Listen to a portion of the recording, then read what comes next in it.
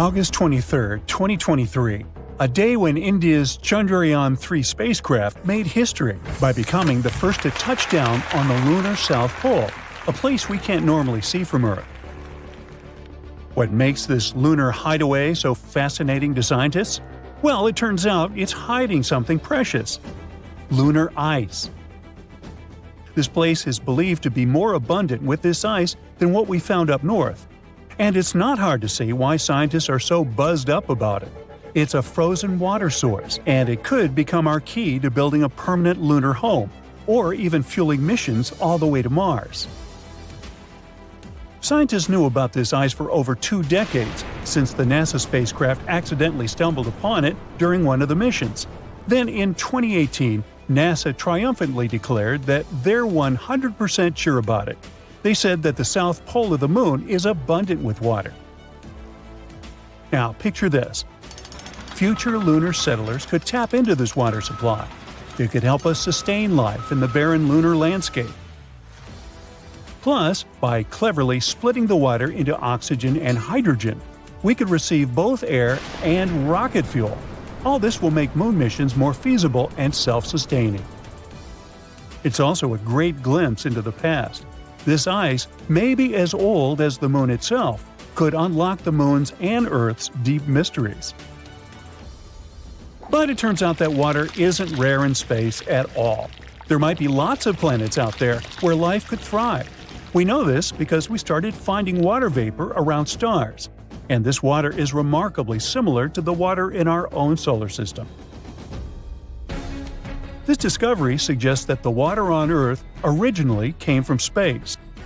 Water forms around stars in the cloud of extremely hot vapor. Then it turns into ice and sticks to tiny dust particles. These particles stick together over time and become bigger objects, like comets, planets, and other things. Some of these become comets and planets in our own solar system. And this is how water is being spread across the universe, and it may be how it got to our planet and the moon too. Scientists think that the lunar ice might have journeyed here eons ago. Maybe it hitched a ride on water-rich asteroids that smacked into the moon's surface. All this has big implications for us. The southern pole is an ideal canvas for humanity to establish a real moon base.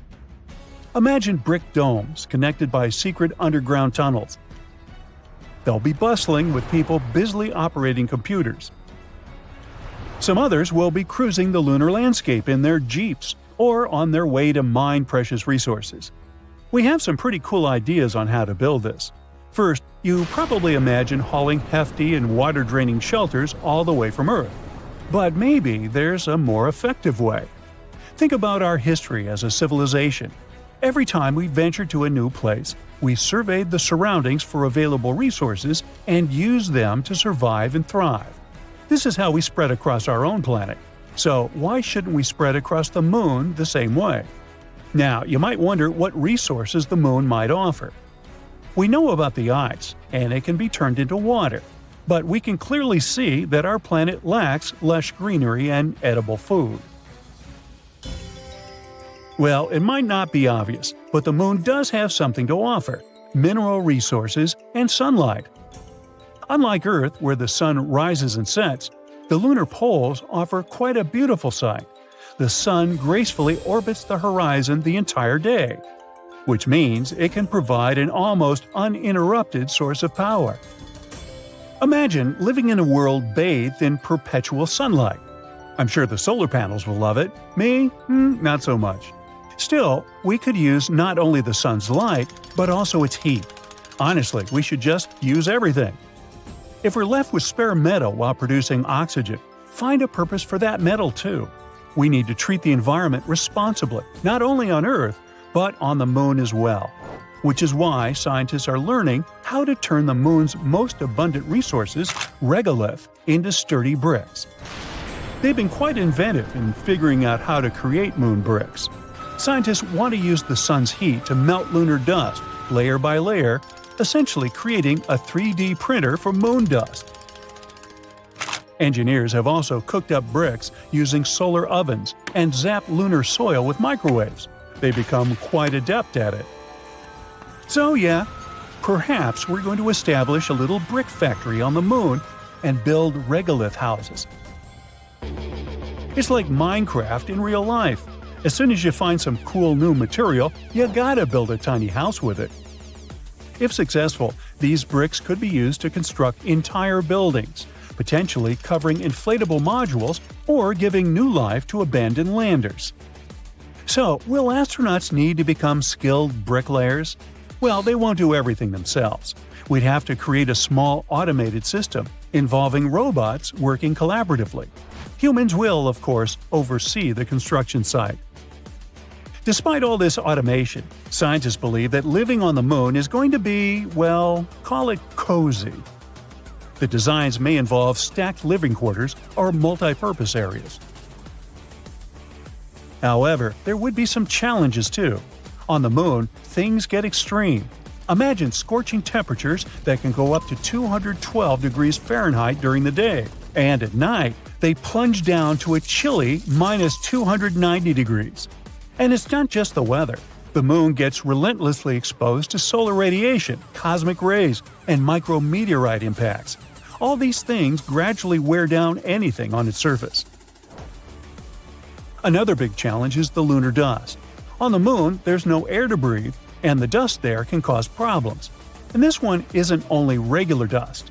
It's super clingy and can even make astronauts sneeze and have watery eyes, as if they're having a lunar hay fever. It can also damage equipment and spacesuits. It's not something you want to mess with. Scientists have found that the dust is made when meteors hit the moon, creating tiny particles and sharp glass shards. It's toxic, and its tiny particles can float around in low lunar gravity, making it hard to breathe. Unlike on Earth, the moon doesn't have wind or rain to clean it away. So now they're studying it to find out how to prevent this annoying problem from ruining their entire mission. There's more to this lunar haven than meets the eye. Scientists also want to delve into the mysteries of low-frequency electromagnetic waves there. These waves are whispers from the far reaches of the universe. These elusive signals have remained hidden from us for ages. We only caught some cacophony of radio and other background noise, but that's it. On the moon's dark side, however, we can finally record and study them. Studying these waves will help scientists to unlock the secrets of the universe's origins. It's not just about the Earth or the moon. We're talking about peering back to the very beginnings of our world. Our new lunar lab might help us to forever reshape our understanding of the cosmos. So, NASA has some big plans on the moon now. Their Artemis mission completed a successful return to Earth in December 2022 after nearly a month in space. It ventured far beyond the moon. This mission proved the capabilities of some of our recent technological developments that will help us explore Mars. The goal of Artemis is to establish a lasting presence on the moon. They want to create a gateway, like a space station in orbit around the satellite, to help with the landings. Artemis 2 is set to carry astronauts to lunar orbit in 2024, and during Artemis 3, which should take place in the mid-2020s, 2 astronauts will touch down near the moon's south pole.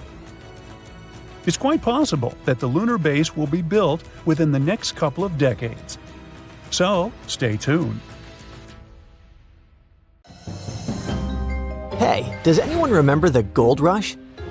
Back in the 19th century, prospectors were flooding California rivers with a pan in hand, chasing wealth. Well, scientists now say it might be time for the moon rush. Because apparently, precious metals worth over $1 trillion could be hiding underneath the surface of the moon. That's a lot of money. However, can we really reach it? And if so, who does it belong to? If you have ever paid close attention to the pictures of the moon, you probably noticed a lot of holes and craters. Our satellite is like a giant Swiss cheese. It has over 1.3 million craters, if you count those larger than 0.6 miles. But today, we're focusing on about 6,500 really big ones, those over 12 miles wide. Those were not made by little green men or little green moles. but rather by asteroids crashing into the moon since eternity. Scientists compared moon scans to meteorites, and after crunching the numbers, they think there could be a fortune in platinum hiding in those craters. What's exciting is that many of these resources could be just a few feet beneath the surface. The moon doesn't have an atmosphere like Earth, so there's no wind, rain, or earthquakes messing things up. That means those asteroid crashes left their priceless metals pretty much right where they landed, undisturbed in lunar dust for millions of years. With each crater like a giant space bowl, catching platinum, iridium, palladium, and other metals.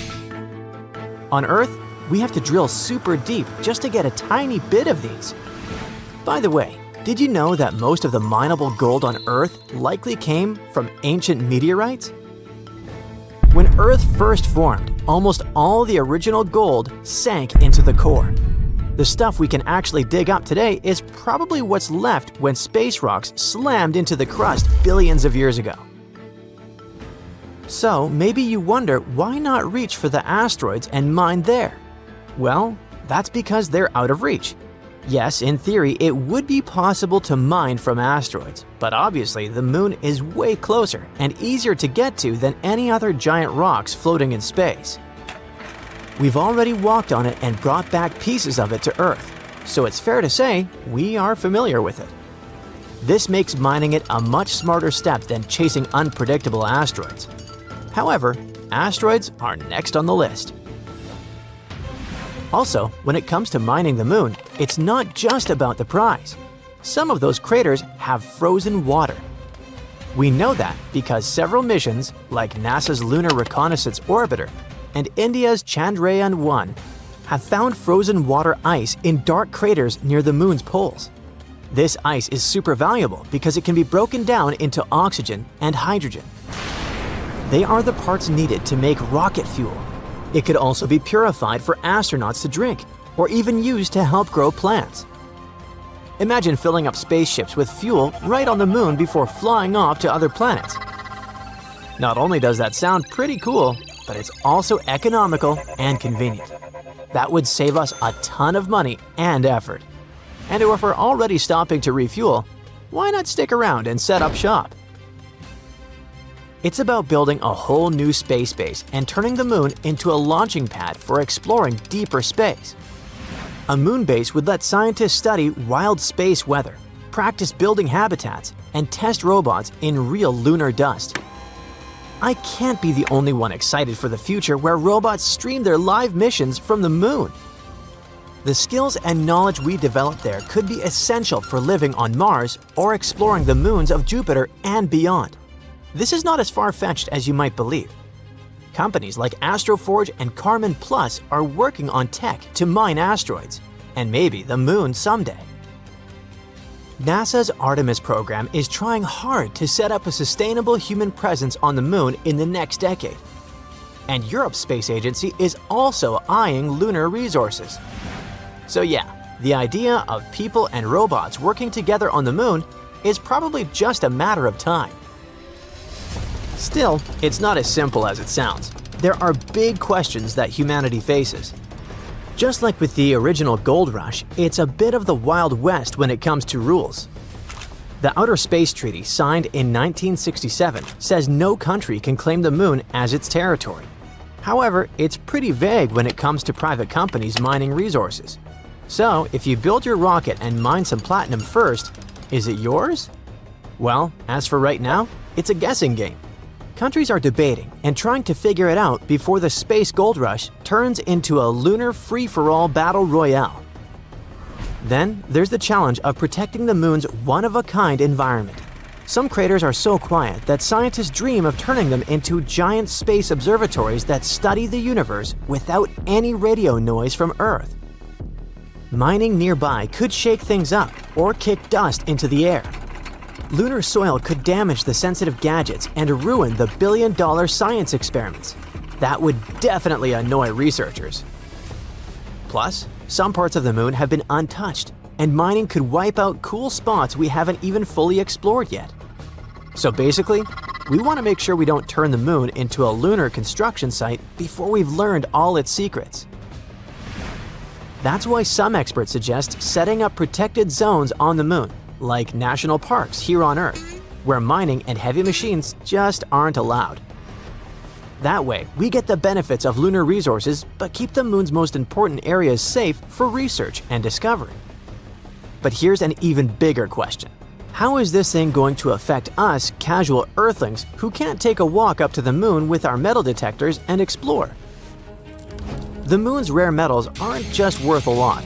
They could actually be super useful for future tech.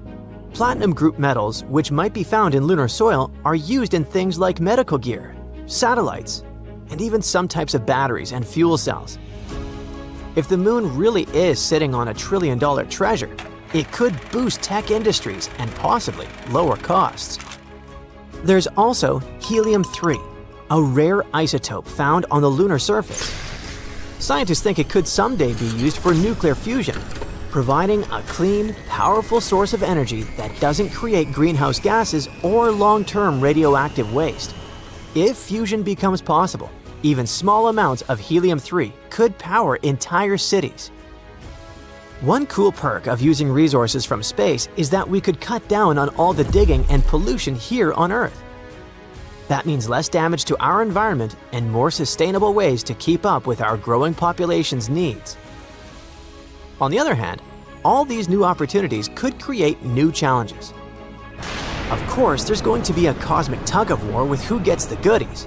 Nobody wants the fear of missing out on a moon rush. Bottom line, lunar mining isn't just a science experiment. It's something that could affect economies, technology, and the environment here on Earth, for better or worse.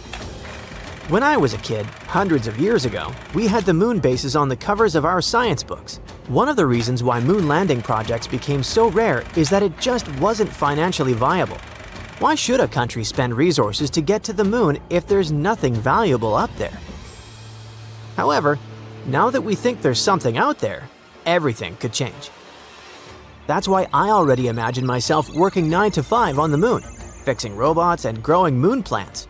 But it's time to get back to Earth, so to speak. Nobody's setting up a moon McDonald's or booking lunar Airbnbs just yet. Even the most optimistic experts say we're still decades away from big mining operations or permanent lunar bases. For now, most missions will be robotic, experimental, and with price tags that will make your head hurt. So until we all get our moon mining helmets, it's something to think about while moon gazing. What about that wealth hiding on the bright side of the moon? Thank you for watching. Under your feet, the moon is pulsing. You feel danger with every pore of your body. The lifeless satellite, or so you thought, stays still for a second before knocking you down to the ground with a powerful tremor. Is it a moonquake? For years, scientists believed the moon was completely inactive, but the newest evidence seems to suggest that this idea is totally wrong. Researchers from the University of Maryland have recently discovered 266 mysterious ridges on the far side of the moon. And these ridges likely point to recent geological activity. So, are we really talking moonquakes? Well, kind of. The ridges are located in volcanic regions that formed 3.2 to 3.6 billion years ago, but they appear much younger than expected. Typically found in clusters of 10 to 40, they're often located in areas where the moon's surface is structurally weaker. Now, when astronomers speak about recent, don't take their words literally. They don't mean last year or even decade. Most models scientists created suggested that the moon's geological activity ended 2.5 to 3 billion years ago. But the new information hints at the possibility that these formations have been active within the last billion years. Some of the smaller ridges seem to have formed as recently as 200 million years ago, and that is considered relatively young on the moon's timescale. It means that the moon may still be experiencing geological changes today. These discoveries kinda challenge our understanding of the moon's history and evolution. But how did scientists come to these conclusions anyway? Researchers from the University of Maryland and the Smithsonian Institution used crater counting to estimate the age of lunar ridges. It works like this. Surfaces with fewer craters are younger, and the more craters some region has, the older it is. Plus, the analysis showed that some ridges cut through already existing craters, meaning they likely formed around 160 million years ago.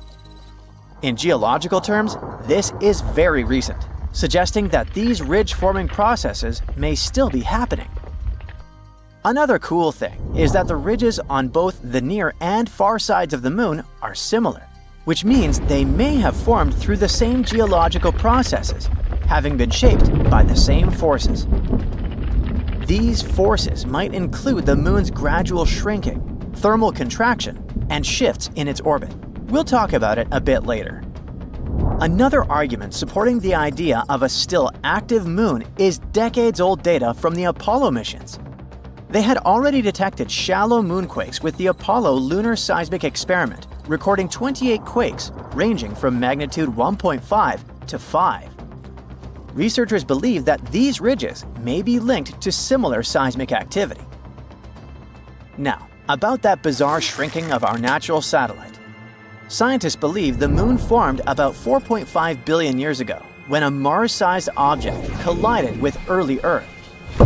This catastrophic impact likely sent bunches of superheated material into space. Eventually, they came together and formed the Moon. In its early years, the Moon was just a molten world, shaking from intense volcanic and seismic activity. So, the Moon used to be a molten mess floating through space. But when did it actually solidify? Scientists have finally figured it out, 4.43 billion years ago. This was a huge turning point, not just for the Moon, but for Earth too. After all, the giant impact that formed the Moon might have also been the final blow that made Earth stable enough to support life. In any case, billions of years passed. The Moon gradually cooled and contracted. And now look at this modern-day rocky sphere illuminating our nights. But the Moon isn't completely rigid yet. It still keeps cooling.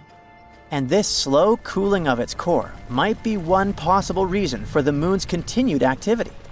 As it cools, the Moon's interior contracts, which leads to cracks and shifts in the crust.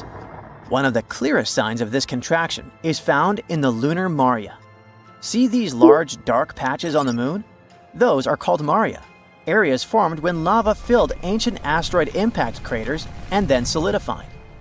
Then, over time, the cooling and contracting crust created these wrinkle ridges. Another factor of the ongoing geological activity could be the Moon's gravitational interactions with Earth.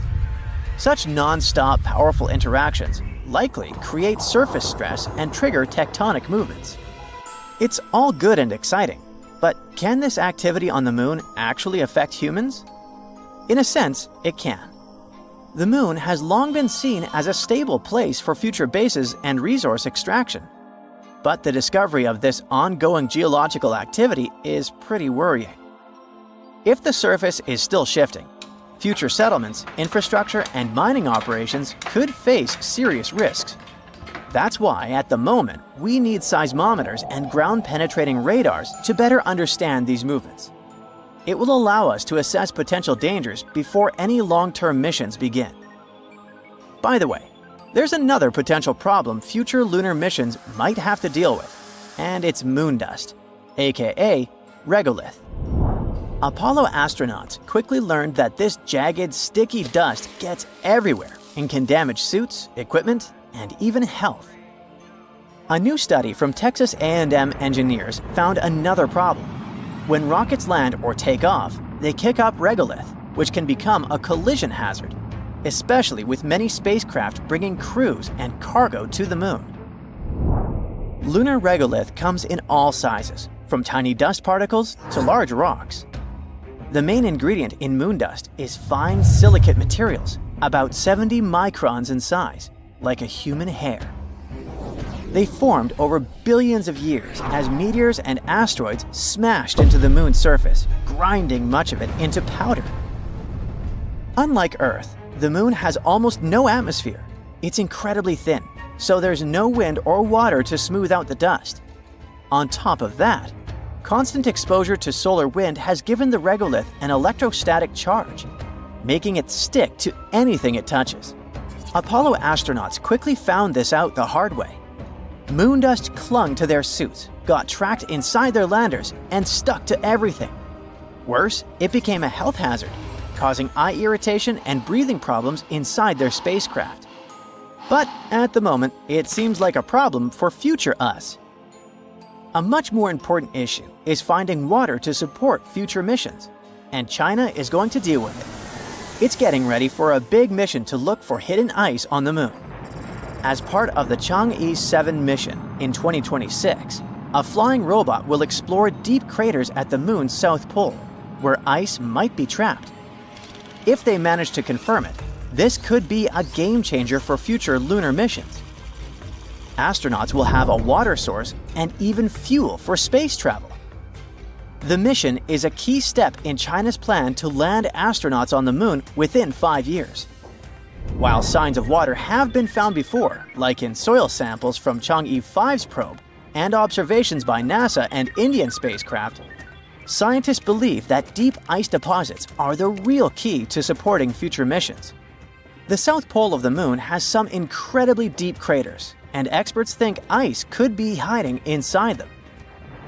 The flying robot will try to explore one or more of these craters after landing.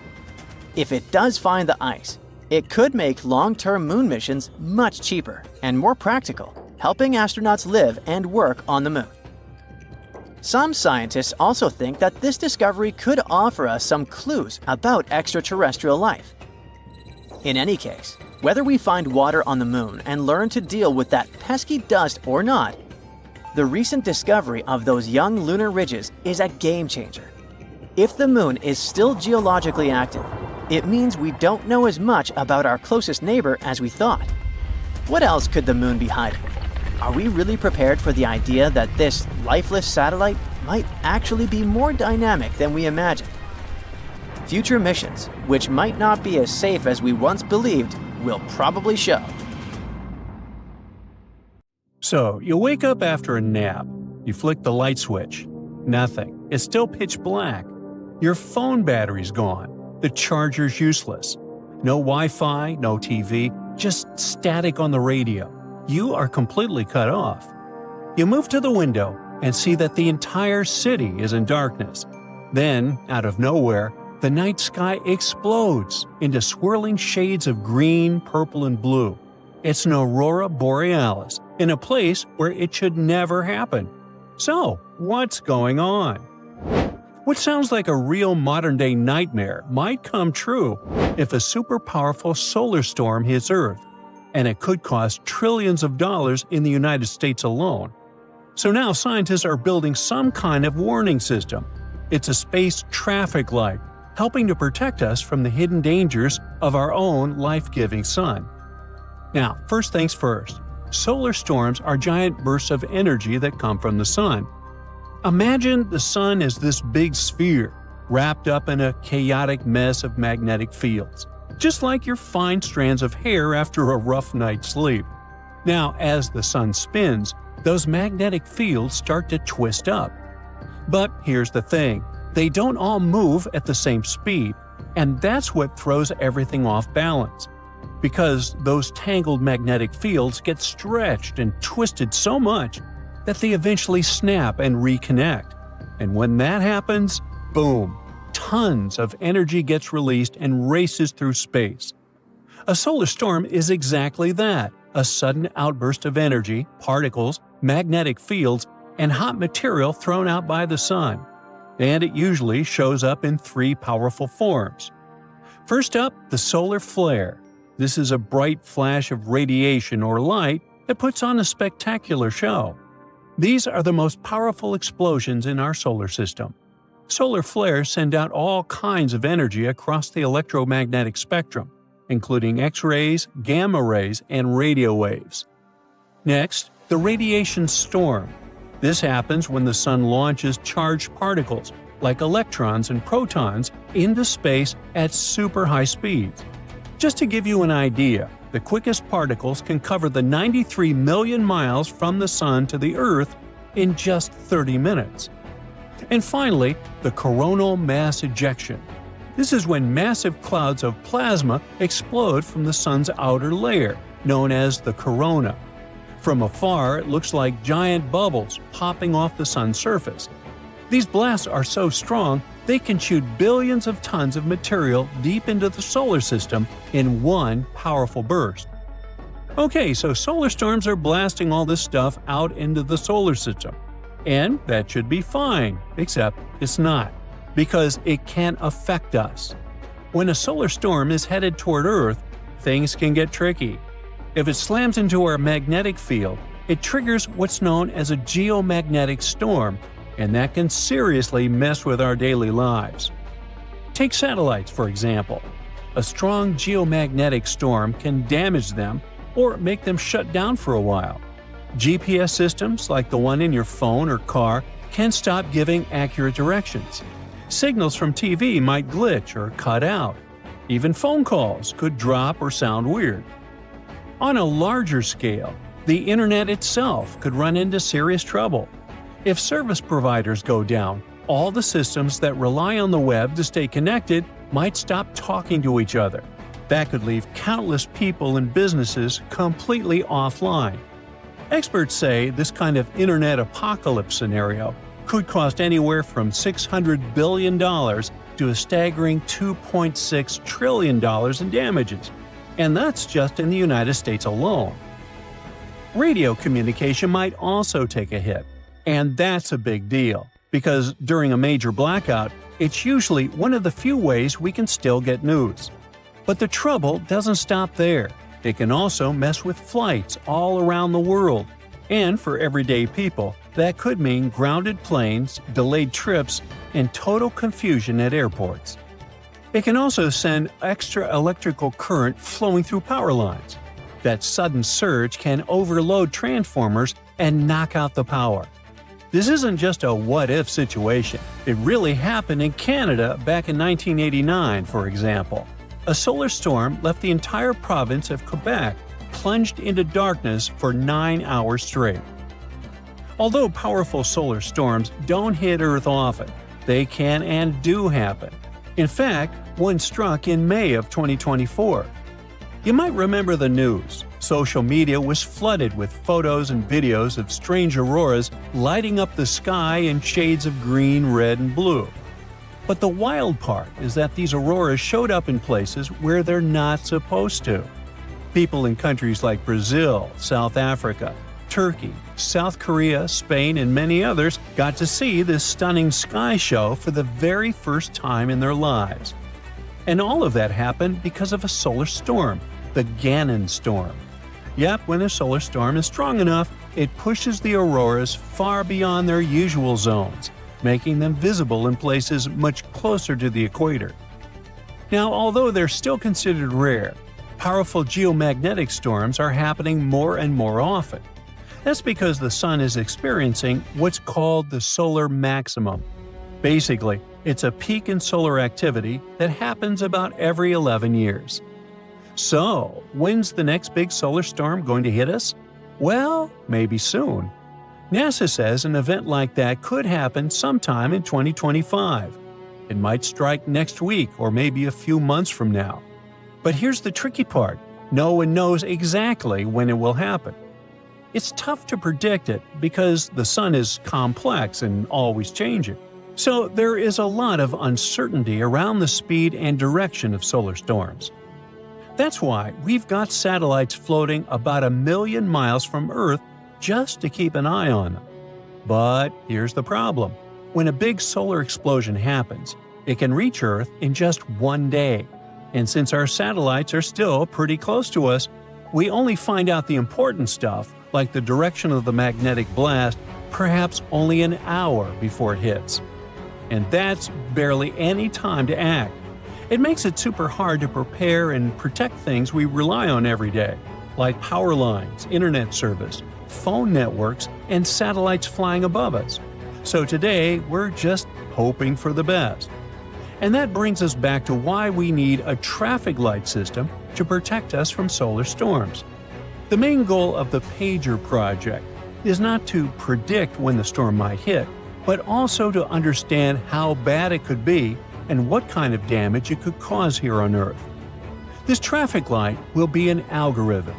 It will collect information from telescopes watching the Sun and from satellites orbiting Earth. Then it will feed that data into advanced models. These models can predict how much radiation is in space, how it might affect spacecraft, and what kind of impact it could have down here on the ground. This will also help satellite operators decide if space conditions are safe or not. Just like your local weather forecast tells you if you might need an umbrella. This system will do the same for satellites, warning them when it's better to power down or stay protected. But the main idea is that this tech could give us a heads up way earlier about dangers coming from the Sun. With these traffic light calculations, we might know when a solar storm is coming and how strong it will be up to 2 days in advance. That's a big deal, because this will finally give us a chance to be better prepared for the next one. There are tons of weird things on Mars. Spoons, noodles, doors, even faces. Are they all really just rocks? Besides, it's not the only planet in our solar system full of mysterious things. Let's check them out. Recently, we found a strange thing on Mars that looks like a smooth, spoon-like object. It grabbed everyone's attention after NASA's Curiosity rover spotted it. The rock, with a handle and rounded tip, looks like it's floating in the rover's photo. People on the internet are puzzled about what it might be. Some are joking that it's a Martian's bowling pin, or even a shoehorn left by extraterrestrial creatures. But Andrew Good from NASA says it's not that exciting. Turns out it's just a rock shaped by the wind over a long time.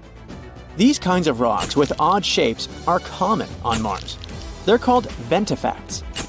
Ventifact is a rock that can get scratched, dented, or smoothed out by tiny particles carried by the wind.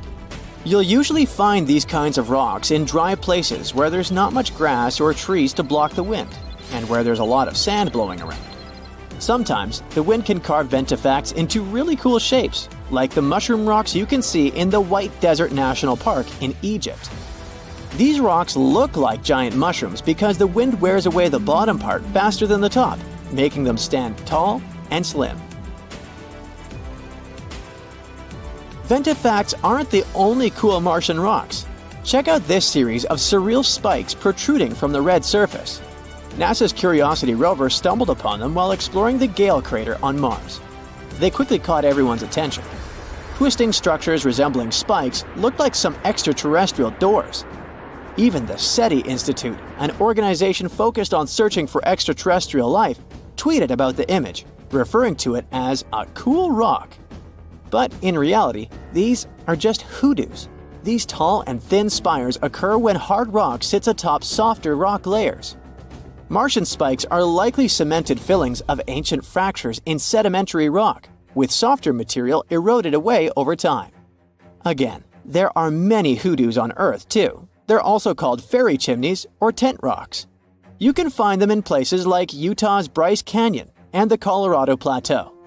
NASA is excited about these weird structures because they can help us learn more about the history of the Gale crater. There was also a rock that looked like a jelly donut. We called this rock Pinnacle Island. It was spotted by NASA's cameras. However, just 4 days earlier, it was nowhere to be seen. So how did it magically disappear?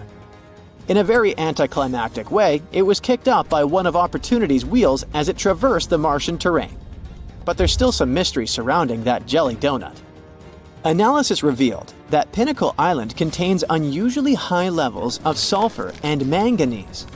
Both of these things are water-soluble. In other words, there might have been some water action that created these elements in the rock. So this tiny thing suddenly caused a lot of drama, and an entire lawsuit against NASA. It claimed that the agency failed to investigate a possible fungus growing on Mars. Jelly donut fungus.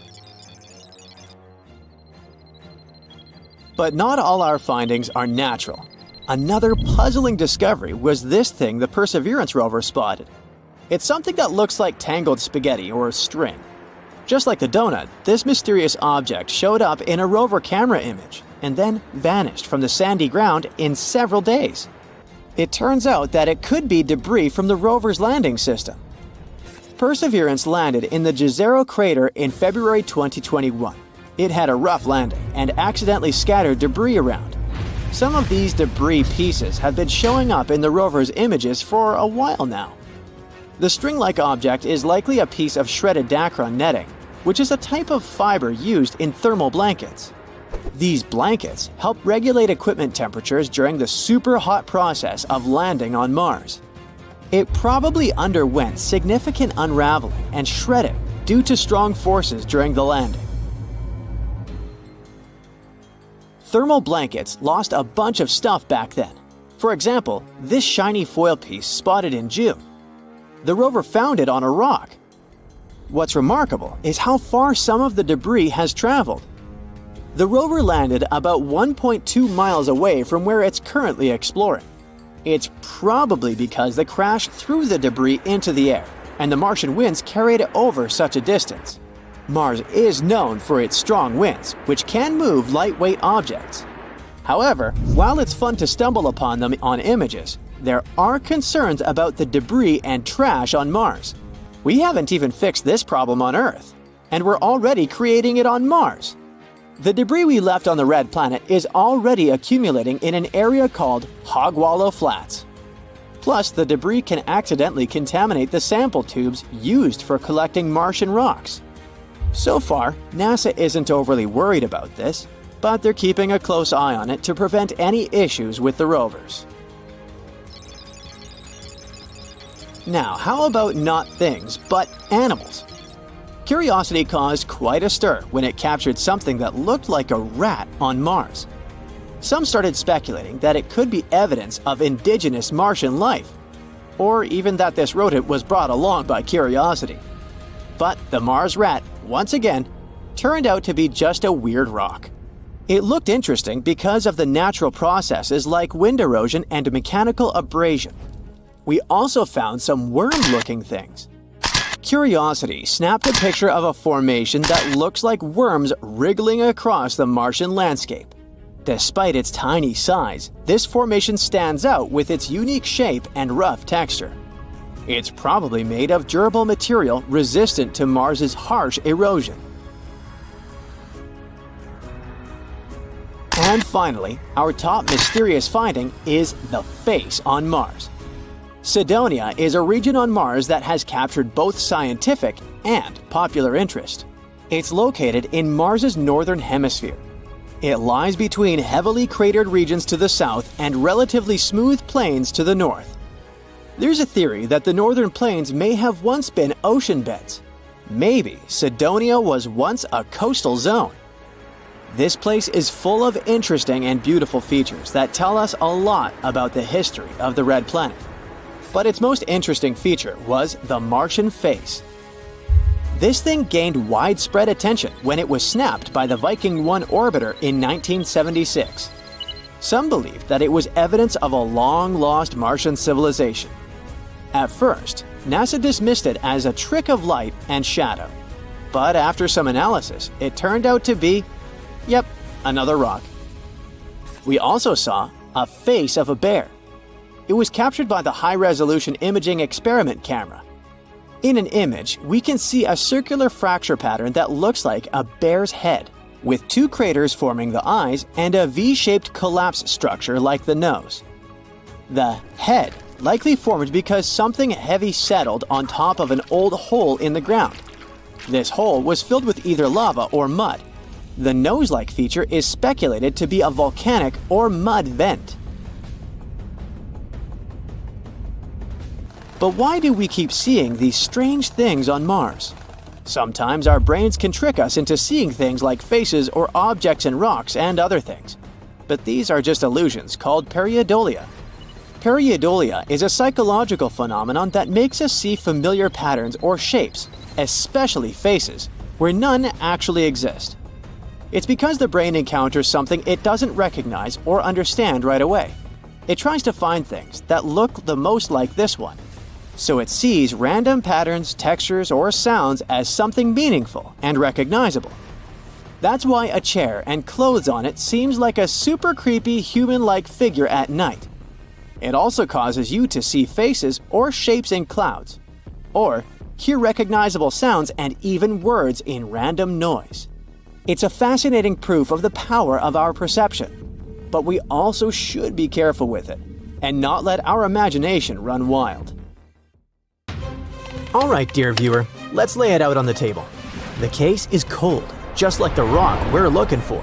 It's that hypothetical planet again, a real slippery character, warping orbits from the shadows. I've been following its gravitational rap sheet for years.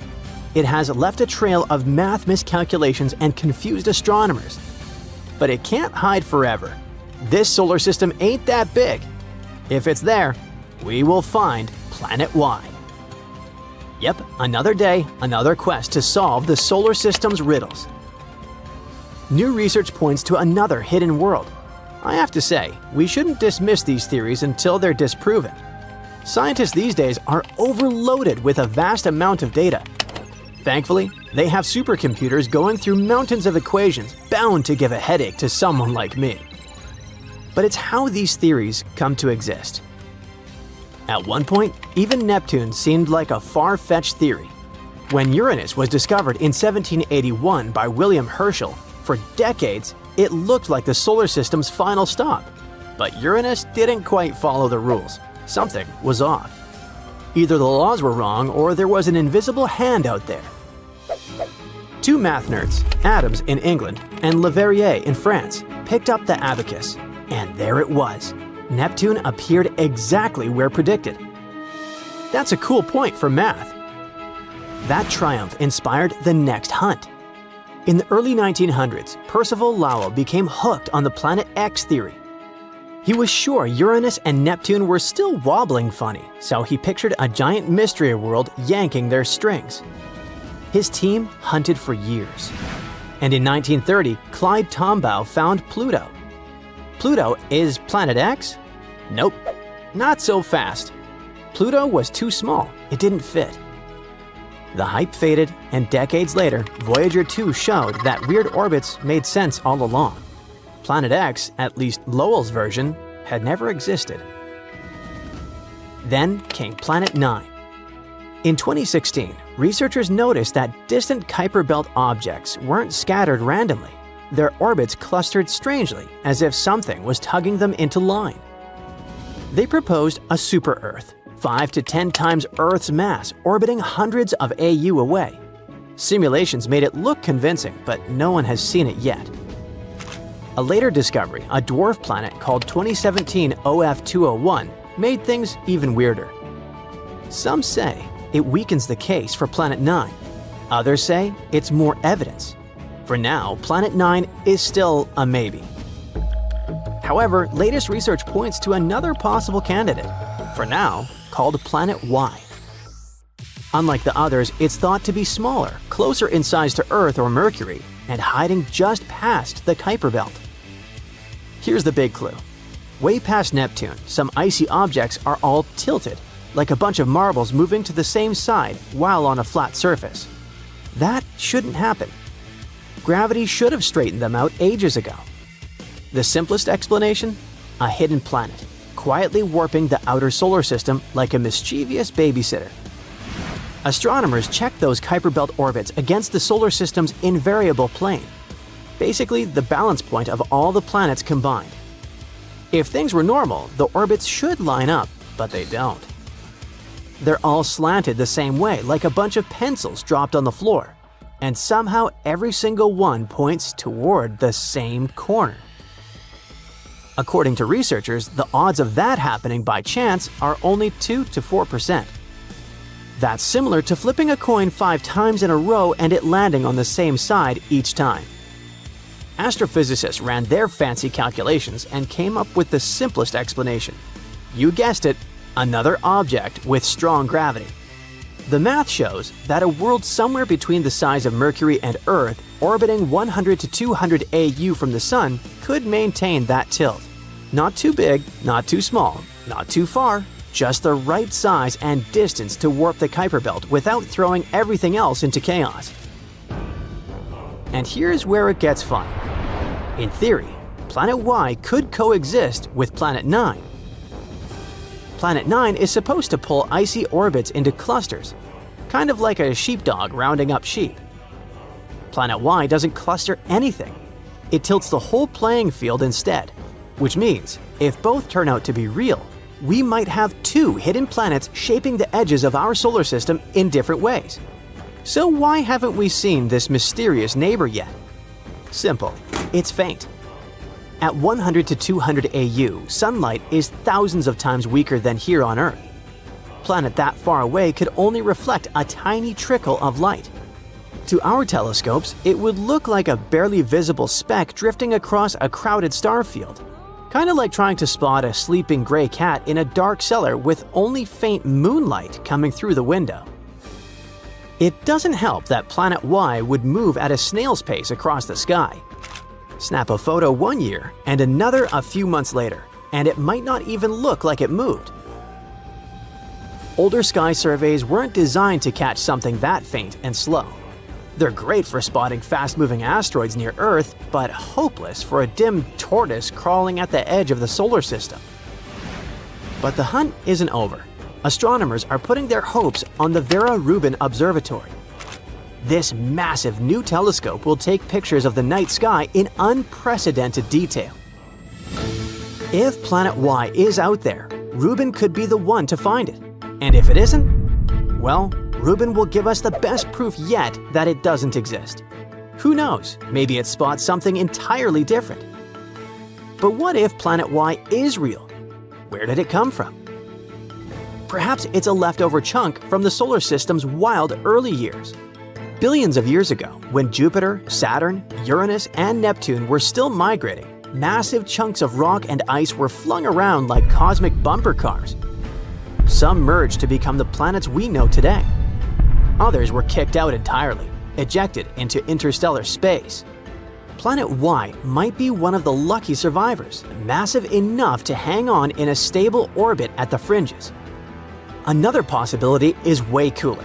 Maybe it's a rogue planet. Planet Y might just be the cosmic equivalent of an adopted kid or a wandering stray that found a home. So what would it mean if Planet Y was real? First, it would mean a lot of textbooks getting another edition. New picture books as well. It would also challenge how we think planets form.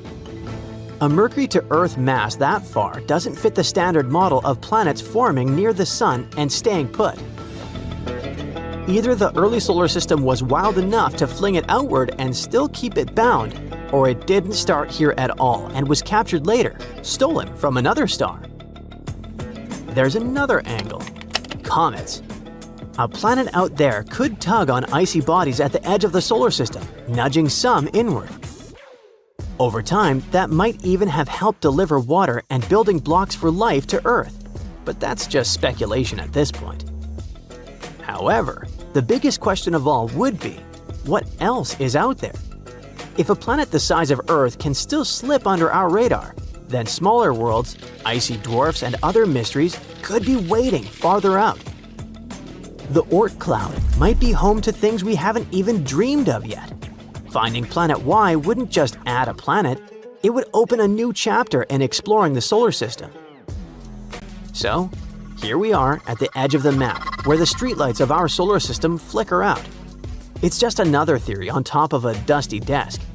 Another clue to chase down a dark universe.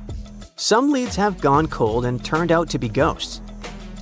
Others, still out there, waiting to be found. Planet Y? The case is still wide open, but one thing's for sure in our solar system. As long as the orbits keep wobbling and the cosmic rug stays wrinkled, astronomers, they'll keep looking. They'll never stop searching for the last planet hiding in the endless dark.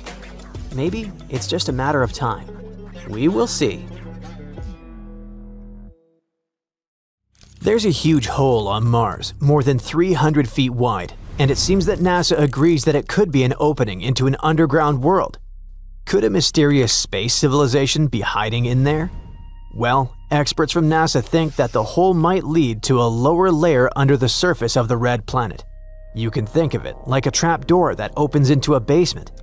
Scientists care a lot about holes like this because they might connect to big underground caves. These caves would be hidden from the surface and could be safer places for life to exist.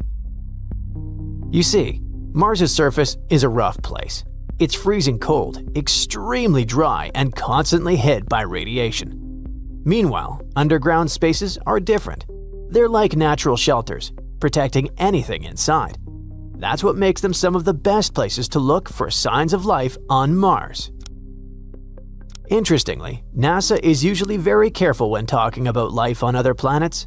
Until now, most researchers have been focusing on tiny life forms like microbes, which might be hiding in frozen oceans on nearby planets and moons. But now, scientists really think this hole could lead to huge underground caves.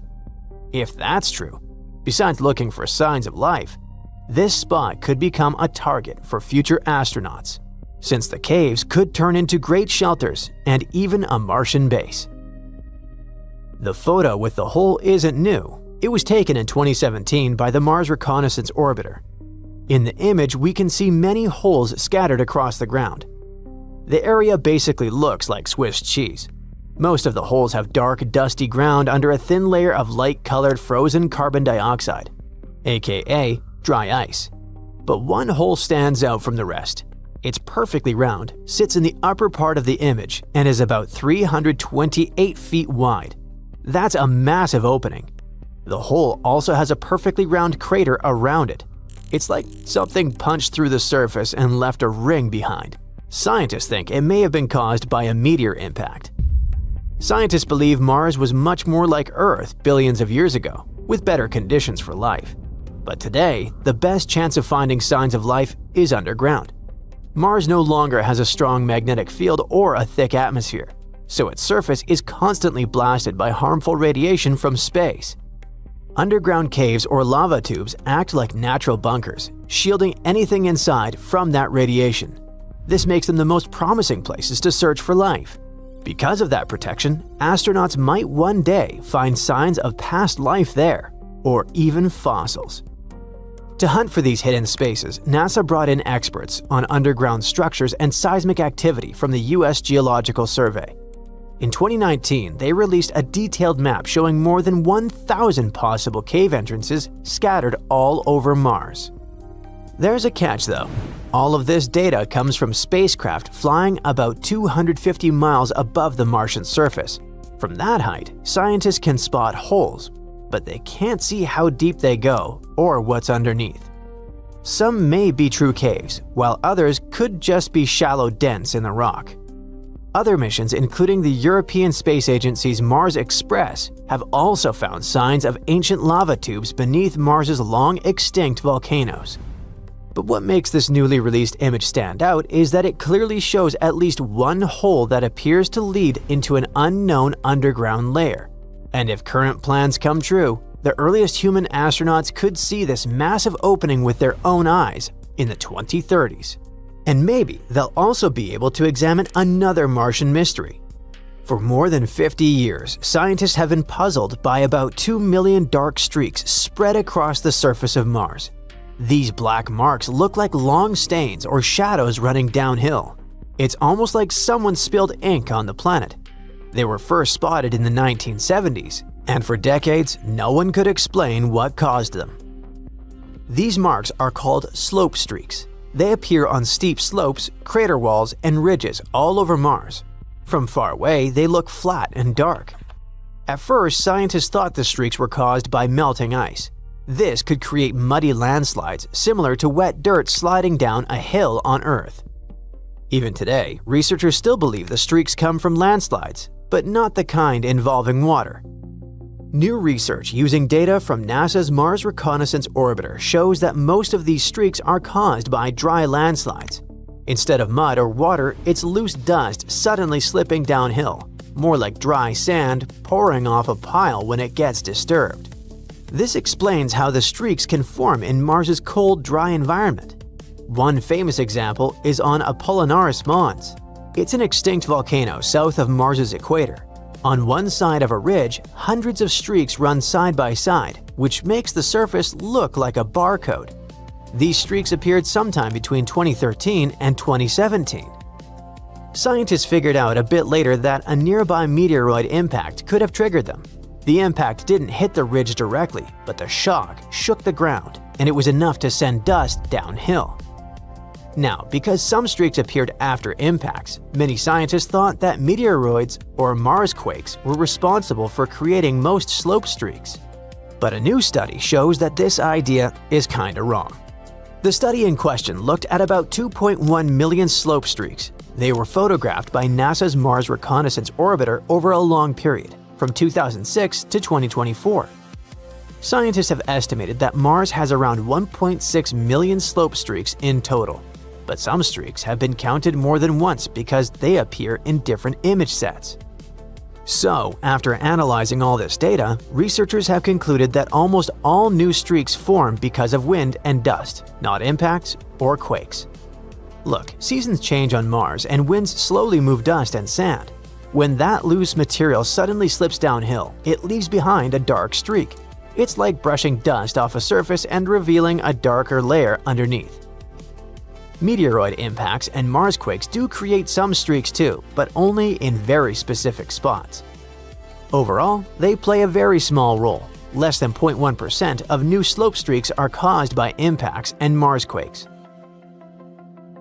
The analysis has also shown that slope streaks are not spread evenly across Mars. They're grouped into 5 main regions.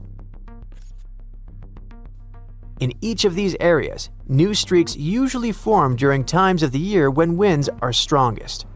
There's a key tipping point called the dust movement threshold. Once winds get strong enough to lift and move dust, the loose material on slopes becomes unstable. When that happens, dust can suddenly slide downhill, creating a dark streak. This is similar to how strong winds on Mars can kick up dust and form spinning columns called dust devils. They're like small tornadoes moving across the planet's flat plains. One reason this mystery took so long to solve is that these streaks form when scientists can't easily see them happen.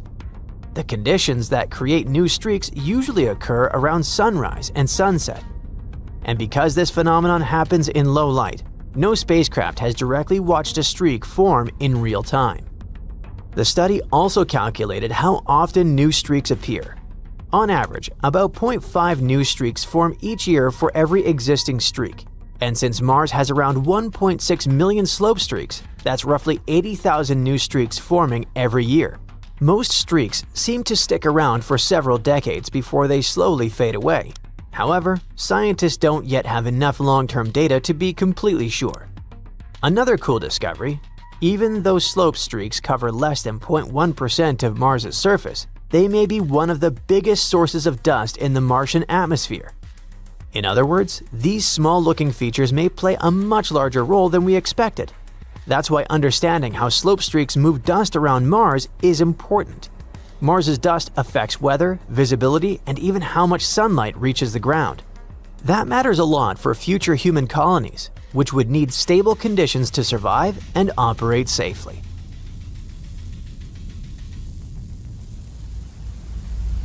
For thousands of years, people knew only about the planets Mercury, Venus, Mars, Jupiter, and Saturn, which they could see using simple telescopes, or even by the naked eye if conditions were good. But in the late 18th century, a famous astronomer named Sir William Herschel discovered a new planet that was icy blue in color. At first, people thought it was a star, but later they realized it was a planet. Today, we know it as Uranus, a planet that's more than 19 times farther away from the Sun than Earth. It's so far away that it takes Uranus 84 years to complete one trip around the Sun. This astronomer also discovered many other interesting things in space, like double stars and nebulae. In the mid-1800s, scientists noticed something pulled Uranus and strangely tugged its orbit. They thought there must be another planet out there, and they used math to predict where it would be. Finally, in 1846, they found Neptune using a telescope. It was too faint to see with the naked eye because it was too far away from the Sun. It was all so exciting. Who knows how many other planets could be there, lurking in the darkness of our solar system? Back in the mid-1800s, astronomers noticed something unusual was happening in the sky. A small rocky planet named Mercury was behaving strangely. It didn't follow the predictable orbit that was expected of it. One of the astronomers was a brilliant French scientist named Urbain Le Verrier. He came up with a theory that there could be another planet in our solar system no one had yet discovered. It would be located somewhere between Mercury and the Sun. This hypothetical planet, which he named Vulcan after the Roman god of fire, would have an incredibly hot surface, and it could be a potential explanation for Mercury's strange behavior. He never surely claimed Vulcan was really the one thing disturbing the orbit of Mercury. But, excited by the possibility of discovering a new planet, astronomers all over the world took the idea of Vulcan. For a planet that didn't exist, people committed to developing ideas and getting information about it. Some scientists didn't think it was likely that they had missed another planet as big as Mercury. It would have been hard not to see it by then. But there was a tiny chance of a smaller planet existing inside Mercury's orbit that was too close to the Sun, so no one could see it. One theory said it was about 13 million miles away from the Sun. Mercury is the planet with the most eccentric orbit in our solar system, but the closest point it gets to the Sun is about 28.5 million miles. This means Vulcan would be under half of that distance. The theory moved on, saying that if Vulcan existed, it would orbit the Sun every 19 days and 18 hours, and its path would be tilted about 12 degrees relative to the path of other planets in our solar system. Vulcan's position at its furthest point from the Sun would still be too close to the Sun to be seen with the naked eye, even during twilight. The only chance of seeing Vulcan would be during a solar eclipse, or when it passed in front of the Sun, which, as the theory said, would be 2 to 4 times a year. They had a theory that this mysterious planet was so close to the Sun that it could only be seen during a total solar eclipse when the moon blocked out the Sun's blinding glare. So, every time there was an eclipse, scientists would peer at the Sun, hoping to catch a glimpse of Vulcan. They were trying really hard, but no matter what, they couldn't find this mysterious planet. Some astronomers claimed to have spotted it during eclipses, but no one could ever confirm or find evidence for that. The theory of Vulcan was left waiting for some better times. Einstein had a different idea. You know about his theory of general relativity, right? That's where he claimed gravity wasn't some sort of natural force, but a result of space-time curved because of the presence of giant space objects, like planets and stars. Planets circle around the Sun in their usual orbit because space-time is curved. That means the planets are kind of falling towards the central star of our solar system. And Einstein tried to explain Mercury's unusual orbit using his own theory of relativity. Unlike the other planets in our solar system, Mercury's orbit wasn't that circular. Instead, it seemed to wobble slightly, as if there was an invisible force pulling it away. Einstein said this could be happening because the massive gravity of our Sun was actually curving the fabric of space-time around it. He claimed it's possible this changed Mercury's orbit a little bit. It took the scientific community a while to test this theory, but it eventually seemed like the most plausible explanation.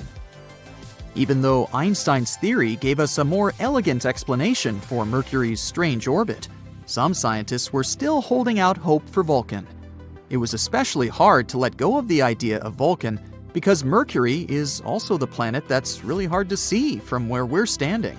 But later, more and more scientists started accepting Einstein's theory above their imagination. And they would observe a total solar eclipse specifically to test Einstein's theory of relativity, not because of Vulcan. And Vulcan is not the only hypothetical planet everyone was talking about. In the newer age, some believe there could be a mysterious planet lurking in the outer part of our solar system. But this one is more likely to exist.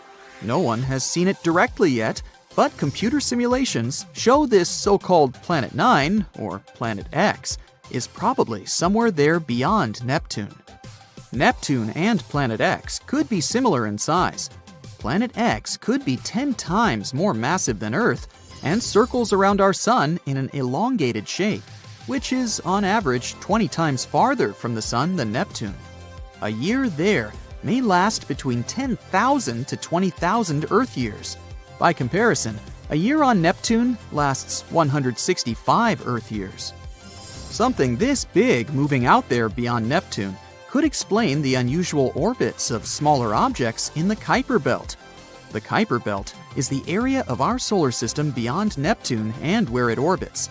And there are most likely many asteroids, comets, and some other smaller bodies there, mostly made of ice. There was another hypothetical planet called Nibiru.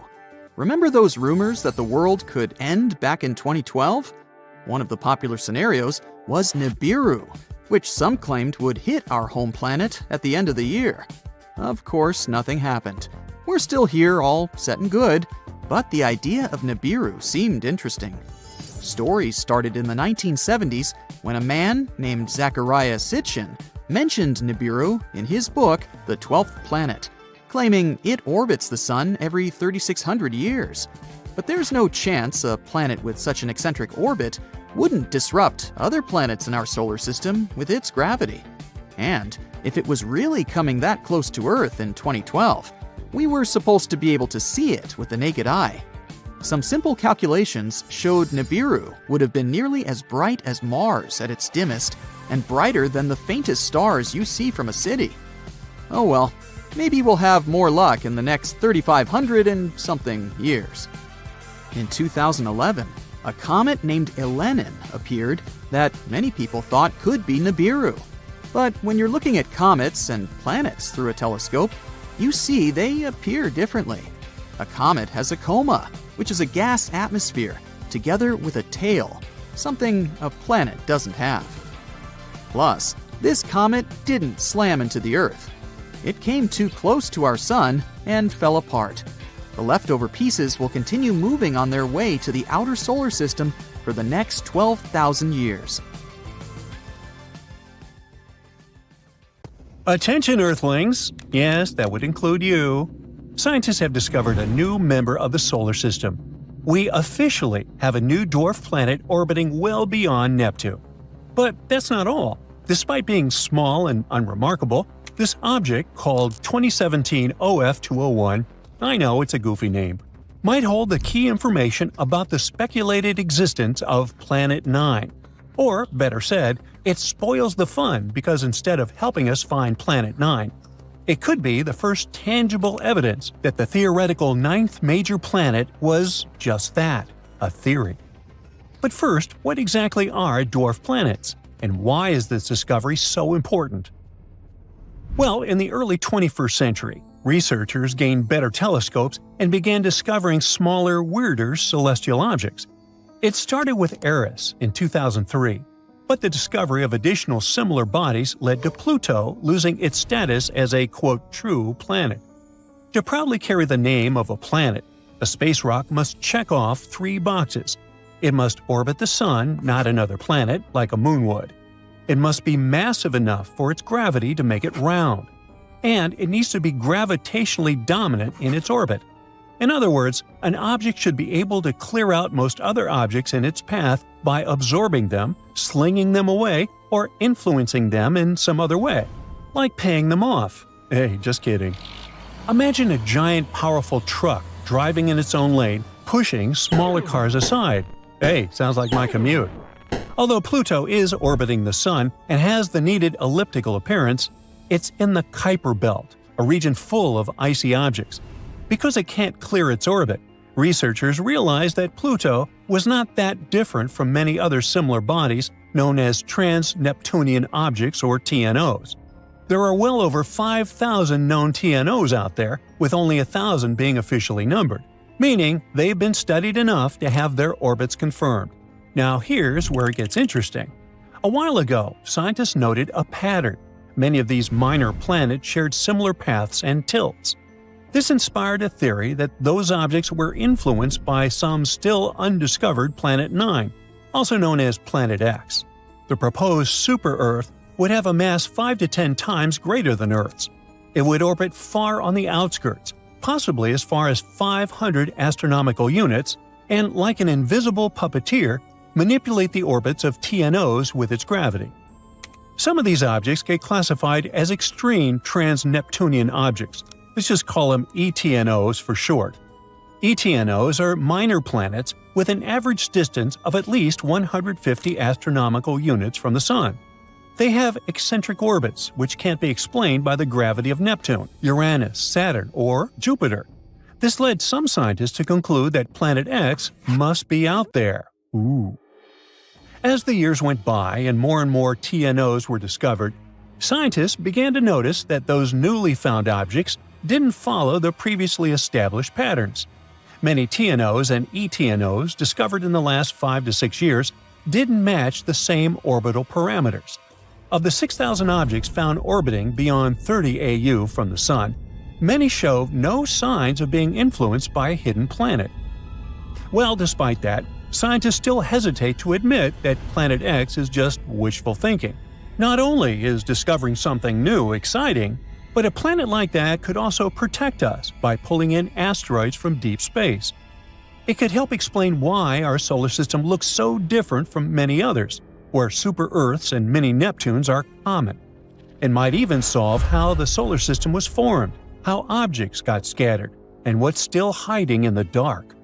Discovering Planet 9 wouldn't just be cool, it could reshape everything we know about the solar system. However, with the discovery of 2017 OF201, actually that's still a mouthful, let's call it OFI from now on. With the discovery of OFI, the whole Planet 9 theory seems to be on its last legs. So, what makes OFI so special, and how does it affect the idea behind Planet 9? The newly discovered member of our solar system is estimated to be about 430 miles in diameter. This places it in the dwarf planet category, certainly larger than many other trans-Neptunian objects, but still about 1/3 the size of Pluto. What stands out most is its elongated orbit around the Sun. It takes at least 25,000 years to complete one revolution. Its orbit brings it as close as about 45 astronomical units from the Sun, which is similar to Pluto's distance, and extends out as far as 1600 AU at its most distant point. This means it travels far beyond the Kuiper Belt and approaches the inner boundary of the Oort cloud. This orbit is not just extremely long, it's also highly eccentric, stretched out like a long oval. This puts it in a rare group of objects that travel to the most distant parts of our solar system. While there are objects with longer orbital periods, like comets that originate from the Oort cloud, they're much smaller than this newly discovered dwarf planet. But despite its relatively large size for such a distant object, ORPHY is nearly undetectable. It spends most of its time hidden from Earth's view, far from the inner solar system and too faint for current telescopes to spot. In fact, astronomers estimate it's only visible for about 1% of its 25,000-year orbit. In fact, this new dwarf planet came closest to the Sun in 1930, the same year Pluto was discovered, yet it slipped away unnoticed. Nobody spotted it back then, and it only got discovered in May 2025 completely by accident. By digging through archived data from publicly available telescopes, researchers pieced together its location from 19 separate images taken over 7 years. That's impressive detective work. So, what does all of this mean for Planet X? The archive photos have revealed that this object's orbit does not match any of the orbital clustering previously used to support the Planet 9 hypothesis. It doesn't belong to the same group as other ETNOs, and, more importantly, if a hidden planet is really tugging on celestial bodies, ORPHY should have been flung out of the solar system millions of years ago. If Planet 9 was where we speculated and had the predicted mass, then ORPHY's current orbit wouldn't last. It would likely be altered or even destroyed within about 100 million years. However, its orbit appears stable and undisturbed, suggesting it has been like this for far longer. But wait, you exclaim. If the mysterious orbit of ORPHY is not caused by an invisible giant planet, what else could it be? Well, space is full of surprises, and gravity isn't exclusive to planets. One idea is that the orbit has been stretched over time by galactic tides. Just like the Moon pulls on Earth's oceans, the Milky Way galaxy itself pulls ever so gently on everything in the solar system. It's a slow, steady force. But if you're far out enough, like Ophi is, even that gentle tug can twist your orbit over millions of years. Now, another possible explanation could be that a passing star may have come to our solar system a long time ago, especially during its formation. Back when the Sun was young and surrounded by newborn stars, one could have passed close enough to give some outer objects a gravitational nudge. That kind of flyby could have easily yanked an icy object into a stretched-out tilted orbit. The third idea is that such unusual orbits are leftovers from the early solar system, when planets and debris were being flung all over the place. Some may have ended up in stable but extreme orbits, like Ophi, the dwarf planet. If something really is pulling on these distant objects from outside our solar system, something like the galaxy itself, then we lack models to explain it. It's remarkable that we've managed to spot Ophi in the first place. These objects only appear when close to the Sun, so we've likely seen just a fraction of what's out there. There could be hundreds or even thousands of similar rocks, all with strange orbits and mysterious origins. Which means the real mystery might not be a hidden planet, but the hidden world of space rocks quietly orbiting in the dark, waiting to be found. TRES-2b, or not to be, is a planet where night never ends. And it's not your regular night with stars shining in the beautiful skies. Here it's pitch dark and scorching hot. TRES-2b is a gas giant, roughly 1.5 times more massive than Jupiter, and its surface absorbs light better than charcoal. It might also have a faint dark red glow because of its burning air, which is as hot as fresh lava. Lovely. In the star system of 55 Cancri, there are 5 planets, 4 of which are gas giants similar to Jupiter and Saturn. But the 5th one, or rather the first because it's closest to the star, is different in a most horrible way. 55 Cancri e is so close to its sun that half the planet's surface is a literal ocean of molten lava.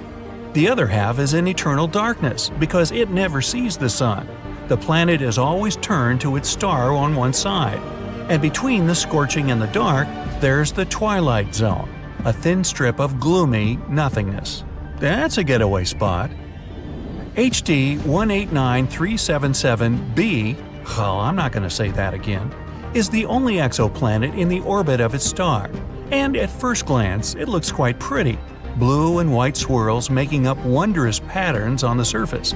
But these pleasant colors actually come from hard silicate particles in the planet's atmosphere, which means it rains glass here. But the worst is that winds reach the speed of 5,400 miles per hour, or almost Mach 7.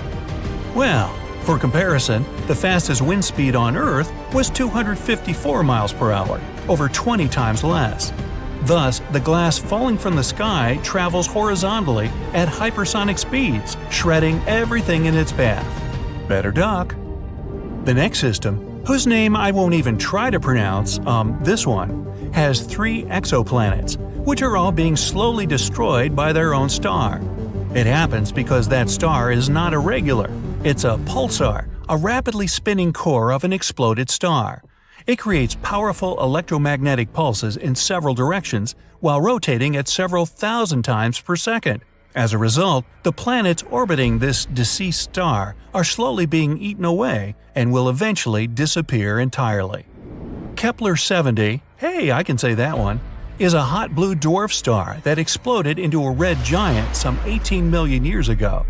At the time, it was orbited by at least 2 planets, the closer of which was a Jupiter-like gas giant. Its name was Kepler-70b, and it still exists, but the overgrown star consumed it and transformed it into a blazing hot rocky world. Right now, it's one of the hottest planets ever discovered. Its temperature is higher than the surface of our Sun. It was lucky to survive spending time inside the star, but it's evaporating now and will probably be no more in the near future. WASP-12b is one of the weirdest and saddest planets out there. The enormous gravity of its star, combined with the planets consisting mostly of gas, result in the star slowly devouring its protege. So pal, what's eating you? My mother. WASP 12b has already taken the form of an egg, stretched toward its merciless sun, and it's unable to do anything with its condition. In another 10 million years, the planet will inevitably succumb to the voracious star's appetite. Hey, you asked. If you ever wondered what it's like to walk on ice and hot coals at the same time, Gliese 436b is a planet that would give you a vivid example. Being extremely close to its sun, the Neptune-sized exoplanet boasts temperatures hotter than a blazing oven, and yet it's covered in ice, which burns incessantly. This ice is much denser due to the enormous gravity of the planet, staying solid even under extreme conditions and not melting away. No list of frightening worlds could do without mentioning Venus, the Earth's evil twin. The second planet from the Sun has an atmosphere so thick and full of clouds that its surface is much hotter than that of Mercury. Volcanic eruptions constantly thrash Venus. Its gravity is almost 100 times stronger than ours, and those clouds I mentioned are not made of water but of sulfuric acid, which condenses and rains down on the ground, adding to the inferno. But even if you were brave, or crazy, enough to try to pass through these clouds, you probably couldn't. The winds up there are as strong as some of the most powerful hurricanes back on Earth. Here we have a very long name for a very, very cold planet. Although the host star is not too far away, it's a small and rather cool red dwarf, whose light and heat barely even reach the planet. The temperatures out there fall as low as minus 370 degrees, which is only marginally warmer than absolute zero. The exoplanet is thus dark, gloomy, and covered in eternal ice that never thaws. I thought I thaw that Thumbworth. Still, if it has a rocky core, it might generate some heat, so there's a chance that deep below the frozen surface, some unknown alien things might lurk. Dimidium, located roughly 50 light-years away from our solar system, is a planet hostile to any living thing on many accounts. It's tidally locked to its sun, which means one of its sides is always facing the star, while the other is always turned away. The hot side is heated to over 1800 degrees, perpetually blown over with winds reaching 600 miles per hour. And that's winter. Well, actually, I don't know that. Despite Dimidium being a gas giant, it has a large amount of iron in it, which melts and evaporates in the atmosphere, creating clouds. And when those cool down, they fall on the surface in the infernal rain of molten iron. That'll test your mettle. Oxygen is usually viewed as an element that might bring life to a planet, but this is definitely not the case for Osiris. Scientists were shocked to find oxygen on this planet, or rather around it, because it's 8 times closer to its star than Mercury is to the Sun. This extreme distance makes Osiris a living melting pot, where anything that could burn will. It's also responsible for a very short orbit of the planet around the star. A year on Osiris is just 3.5 days on Earth. To boot, the atmosphere of the planet is constantly blown and melted away by the heat from its sun. Vacation? Nah, let's keep looking.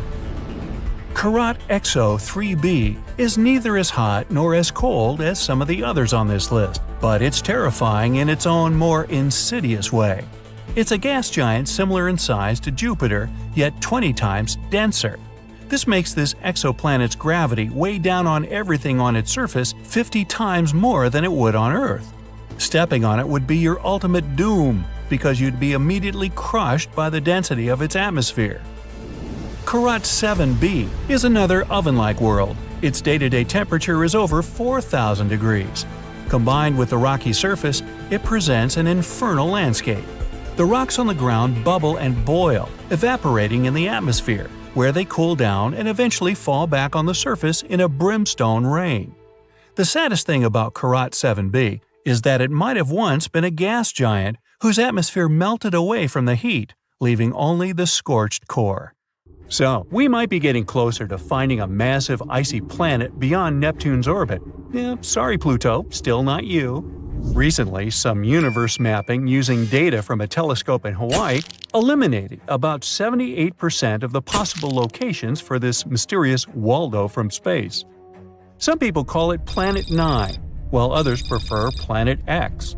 Either way, it's been causing controversy since its existence was first proposed, and that is mainly because no study so far can answer the big question: does it really exist? If discovered, Planet 9 would rank as the fifth largest planet in our solar system, with a mass 10 times that of Earth. It's also theorized to be gaseous, like Uranus. The initial study on Planet 9, dating back to 2016, suggests that this colossal new planet orbits the Sun 29 times farther out than Neptune, which sits at about 2.8 billion miles. As a result, the Planet 9 would take between 10,000 and 20,000 years to complete a single orbit around the Sun. If confirmed, this yet-to-be-understood world would dominate a region larger than any other known planet in our cosmic neighborhood. These are all intriguing hypotheses, but without a single piece of evidence or observation to back them up. Before dismissing this as a wild guess, it is important to note that these researchers relied on complex mathematical modeling and computer simulations to speculate about the planet's characteristics, because that's what they do. The hypothetical presence of this planet would explain various mysterious features located beyond Neptune.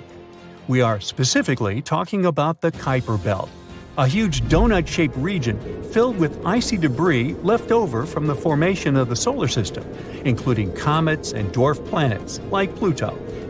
What happens is that the 6 farthest objects in the Kuiper Belt exhibit elliptical orbits that are all oriented in a similar direction within physical space and tilted approximately 30 degrees downward relative to the orbital plane of our 8 known planets. What's strange here is that, despite their distinct orbital velocities around the solar system, they maintain this alignment.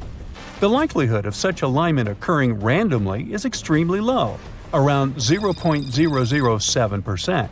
So, here comes Planet 9, a hypothetical massive celestial body that offers a plausible explanation for this strange phenomenon, potentially exerting gravitational influence to shape these orbits. The initial theory didn't hold up for long, facing accusations of observational bias and calculation errors. Then, in 2017, another study popped up, sparking back the idea that maybe Planet 9 is out there after all. This time, Spanish astronomers tried a novel approach, focusing on observing extreme trans-Neptunian objects.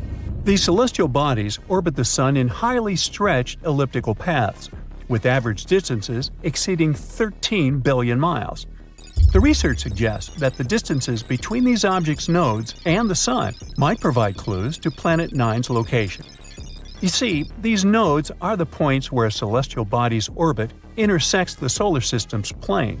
When these objects reach these points, they're more likely to interact with other solar system bodies, potentially causing significant changes in their orbits or even collisions. So, if the trajectory of these extreme trans-Neptunian objects remains stable, everything's fine. But if it's not, well, that's a sign that something else, something big, is messing with their path. And that's exactly what the research found. There is something unseen out there, throwing these objects off course. And that something could be a planet, chilling at a distance between 300 to 400 times farther from the Sun than Earth.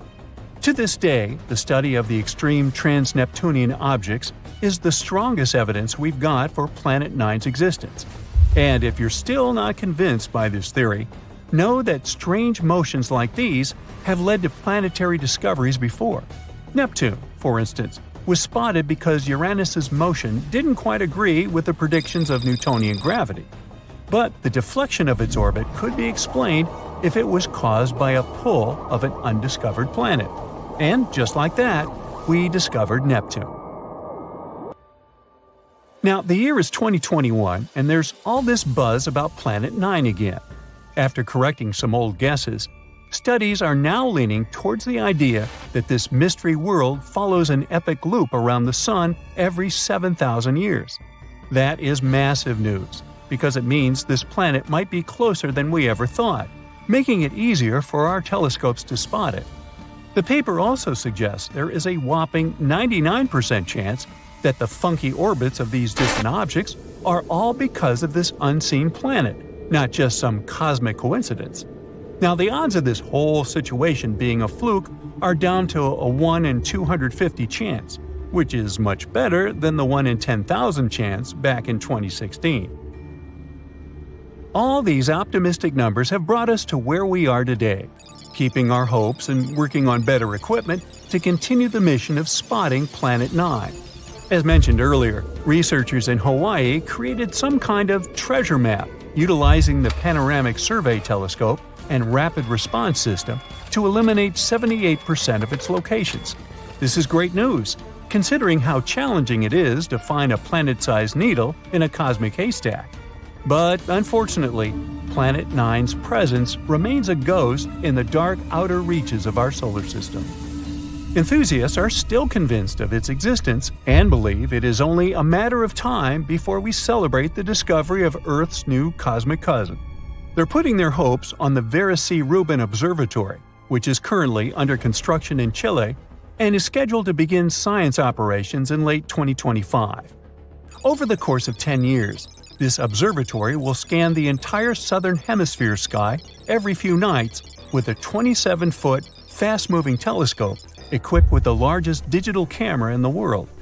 The idea is to catalog everything in the solar system, reaching out to and beyond Neptune, and tracking the movements of millions of celestial objects, including space junk, asteroids, comets, and stars.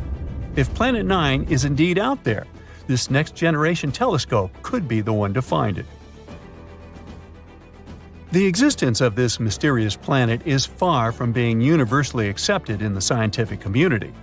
That is simply because Planet 9 isn't the only explanation for the strange phenomenon occurring beyond Neptune. One theory suggests that a group of distant objects, such as dwarf planets, comets, and moons, might be collectively influencing the orbits of the extreme trans-Neptunian objects.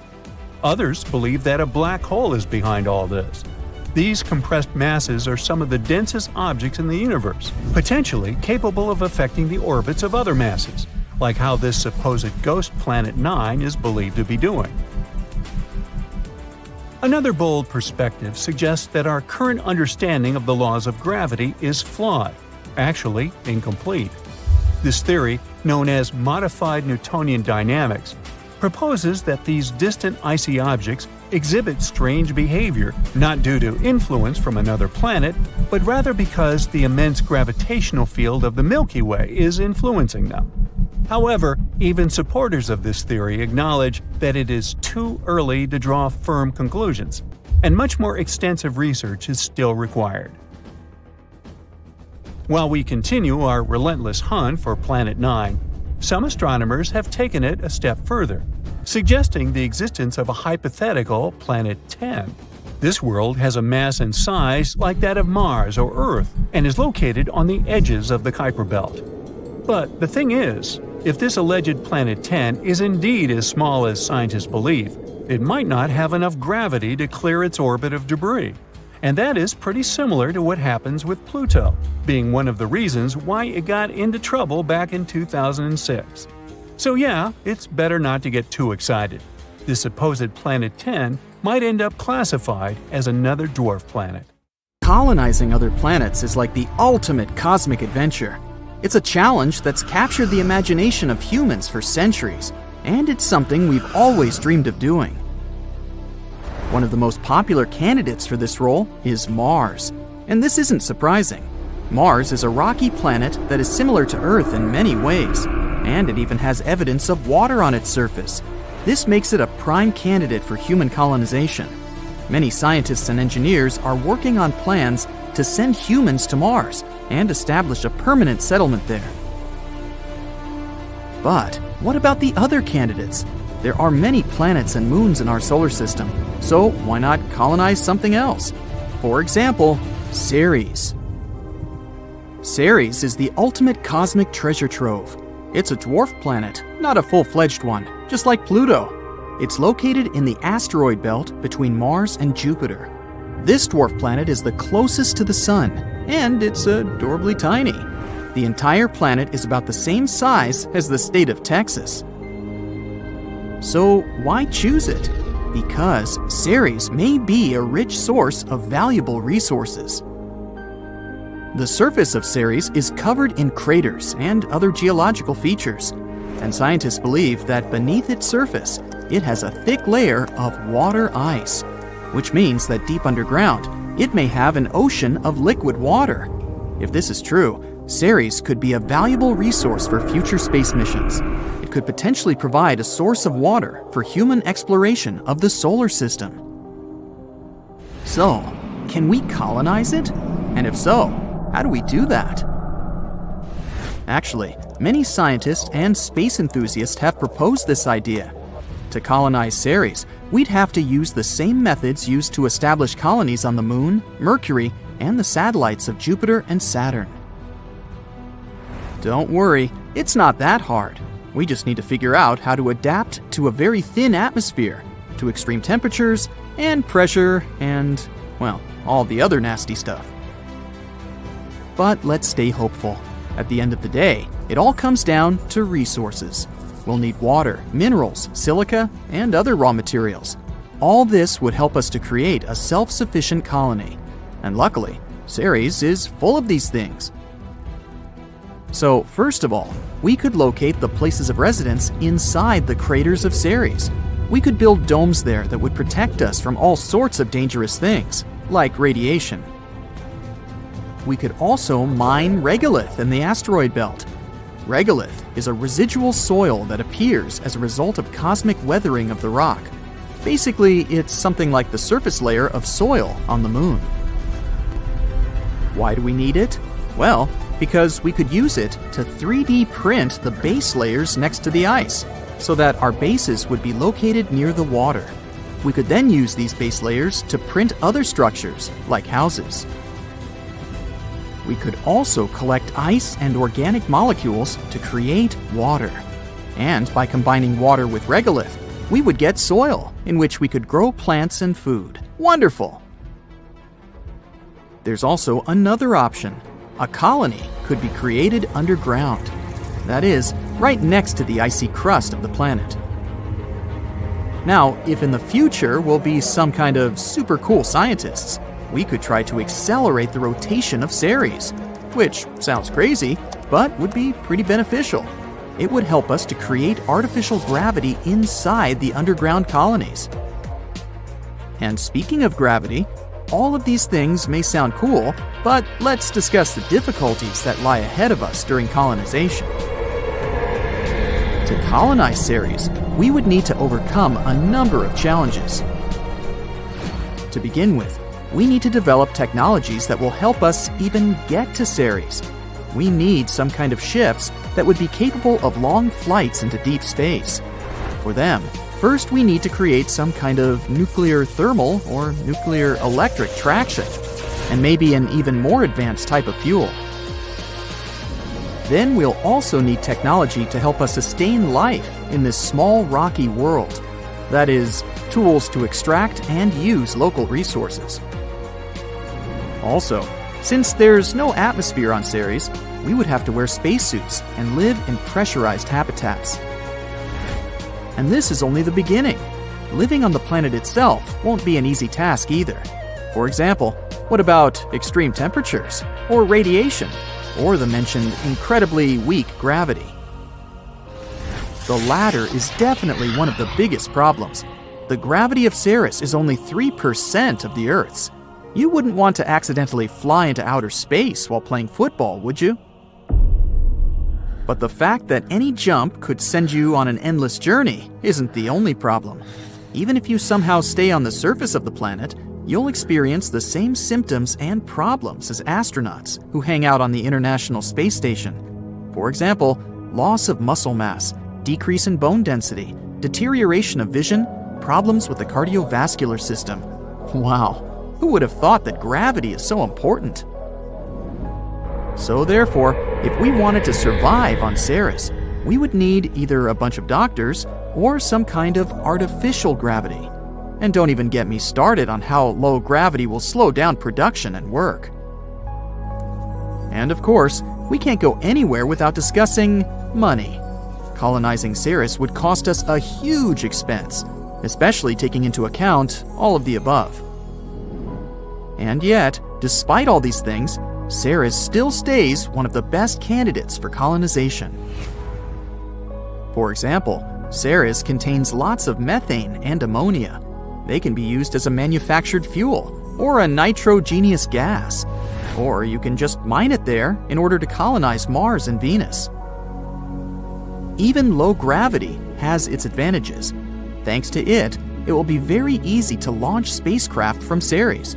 We'll waste much less fuel, which means that transportation from Ceres to other planets would be much cheaper and more efficient. So, even if Ceres doesn't become our permanent residence, it can become a good transport hub, something like a spaceport. We could use it as a base for mining all sorts of useful things from the asteroid belt. Then, we could transport all these resources back to Mars or Earth. And it can also become a refueling station for ships traveling further beyond the solar system. Sounds cool and pretty sci-fi-ish, doesn't it? But it seems that any attempts to create a permanent base in the asteroid belt will have to wait. Colonizing other planets is a difficult and complex task. It'll require the cooperation and expertise of many different people, and it will involve developing new technologies and overcoming many challenges. Before we go to Ceres, we need to build infrastructures on the Moon, Mars, and somewhere in between. Otherwise, any attempts to colonize it would be prohibitively expensive and would most likely fail before future missions could even reach it.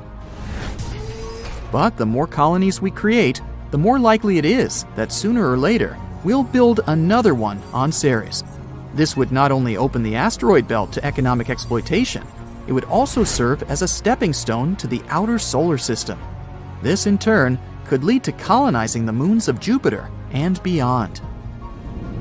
In other words, the rewards of colonizing Ceres could be great.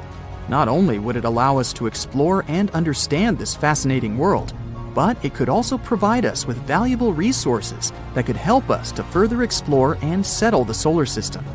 Life on Ceres would likely be challenging, but exciting, as humans would be making a new home for themselves and exploring the mysteries of the universe. Just imagine all the new planet-themed restaurants and shops we could have. Welcome to Ceres Mart, where everything is out of this world! So, if you're a fan of cosmic treasure hunts, Ceres is surely a rich and rewarding destination. Just make sure you bring some weights on your feet so you don't fly anywhere. Our universe is full of both amazing and terrifying things. You already know about quasars, black holes, dark matter, and so on. But how about the horrors of space that you haven't even heard of? Would you like to visit the most bizarre worlds in the universe?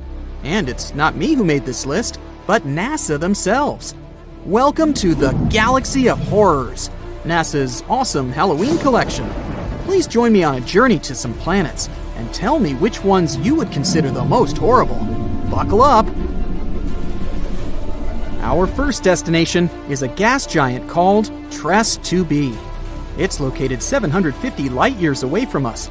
If we used a regular spaceship, it would take us about 10 million years to get there. TRES 2b orbits a yellow dwarf, a star similar to our Sun. It also weighs about 1.5 times more than Jupiter. So, what's so special about it? Well, if you're afraid of the dark, you definitely don't want to visit this place. It's the planet of eternal night, the darkest one of all the planets known to us. But it's not that far from its star, so why is that? The thing is, the surface of TRES 2b reflects light even worse than coal does. Because of this, it seems that there's no light at all. If you were flying across the surface of this planet, it would be like walking with a blindfold on your eyes. Oh wait, actually there is some light. An eerie deep red glow surrounds the surface of the planet. This glow is created by the burning atmosphere, which makes TRES 2b a scorching planet. The air there is even hotter than lava. Oh, but if you think that was bad, let me show you the next place of our horror journey. NASA wasn't beating about the bush while nicknaming this one. Now, we're not just talking about one planet, but 3 at once. They're also located quite far away, 2,300 light years from the Sun. We would have reached them by ship in about 35 million years. All the planets are in the constellation Virgo, and each is extremely light, much lighter than the Earth. These 3 exoplanets are called Poltergeist, Dragger, and Phobator. Cool names, huh? It's because each of these planets is about to become a ghost soon. The thing is, they don't revolve around a star, but around a pulsar. Pulsars are rotating neutron stars with an extremely powerful magnetic field. In simple words, these are the stars that exploded one day. After the explosion, they usually emit such a powerful pulse that it causes the star to rotate at an unimaginable speed, several thousand rotations per second. At the same time, they constantly emit electromagnetic pulses that affect everything around them. So, you've probably already guessed what's happening with our zombie planets. They're slowly, gradually being destroyed under the gigantic influence of radiation. One day, they'll disappear without a trace. Ghost-like planets orbiting an undead star? Yeah, Zombie World is a fitting name. It's also not surprising that scientists nicknamed this pulsar Lich, despite the long official name. Well, at least these guys stick together on their final dance. This planet has a long name, so bear with me. HD 189733b. This gas giant is 65 light years away from us. It would have taken around 1 million years to get there on a spaceship. This planet is slightly more massive than Jupiter and orbits its star, an orange dwarf, all alone. At first glance, it may seem friendly. A pleasant blue color and curls on the surface. Kind of resembles a summer sky or foam on sea waves, right? Oh, looks are very deceptive, my friend. This planet has a pleasant cobalt blue color due to the hazy blowtorched atmosphere. This atmosphere contains silicates that condense when heated. In other words, the clouds on this planet have rain made of glass. Yes, it rains hot glass shards here. Oh, and if that's not enough, there's a raging wind on the surface, which is moving at a speed of 5,400 miles per hour. Just to compare, the fastest wind on Earth had a speed of 254 miles per hour, about 20 times weaker.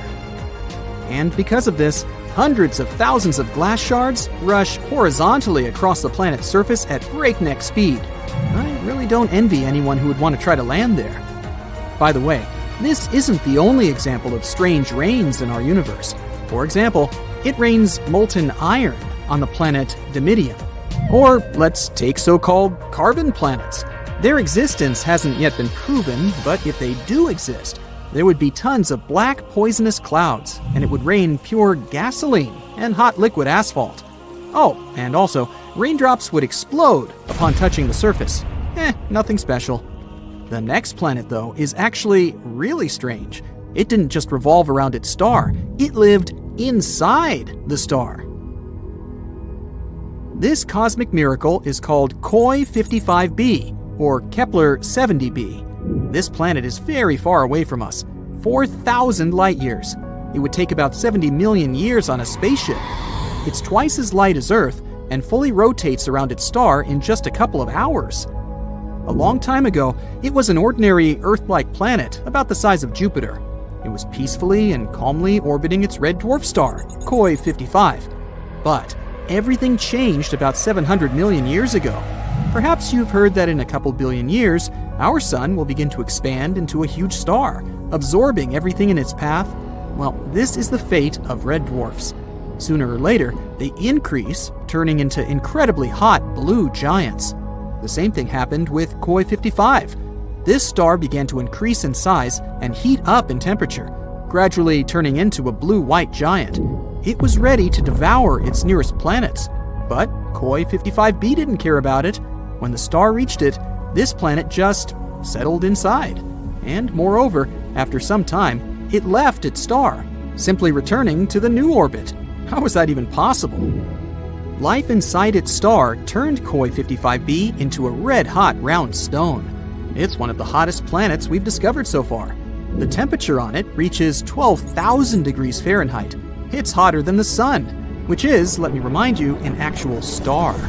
And for some reason, it's still alive and lives as if nothing happened. Unfortunately, sooner or later, the planet will disappear anyway. It's slowly evaporating itself due to the incandescent atmosphere.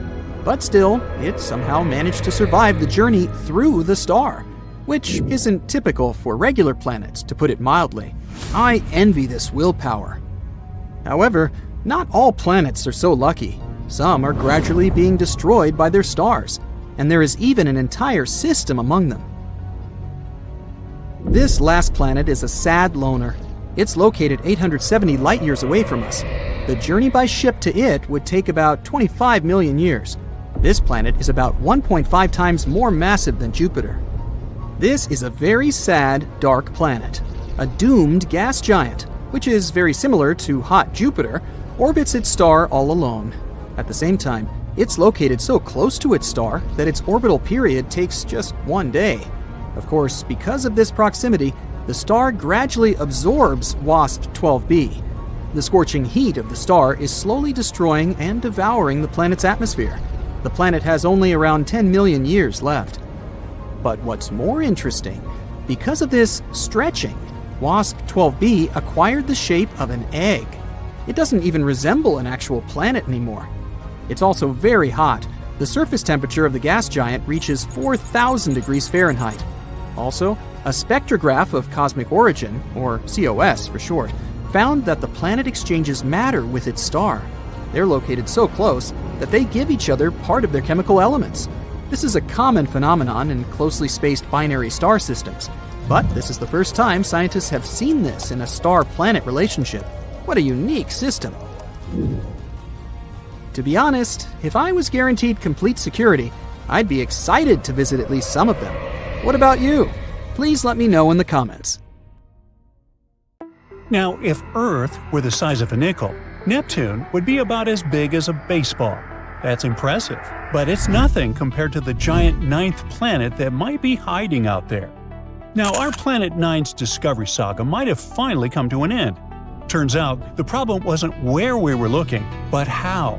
And researchers might have just made the biggest solar system discovery in decades. You see, the idea of finding a planet beyond Neptune has been around for years now. I know, back in school, you probably learned that the ninth planet was Pluto.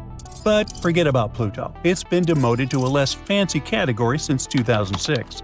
What I'm talking about is the Planet 9, a hypothetical giant planet that could be our cosmic neighbor.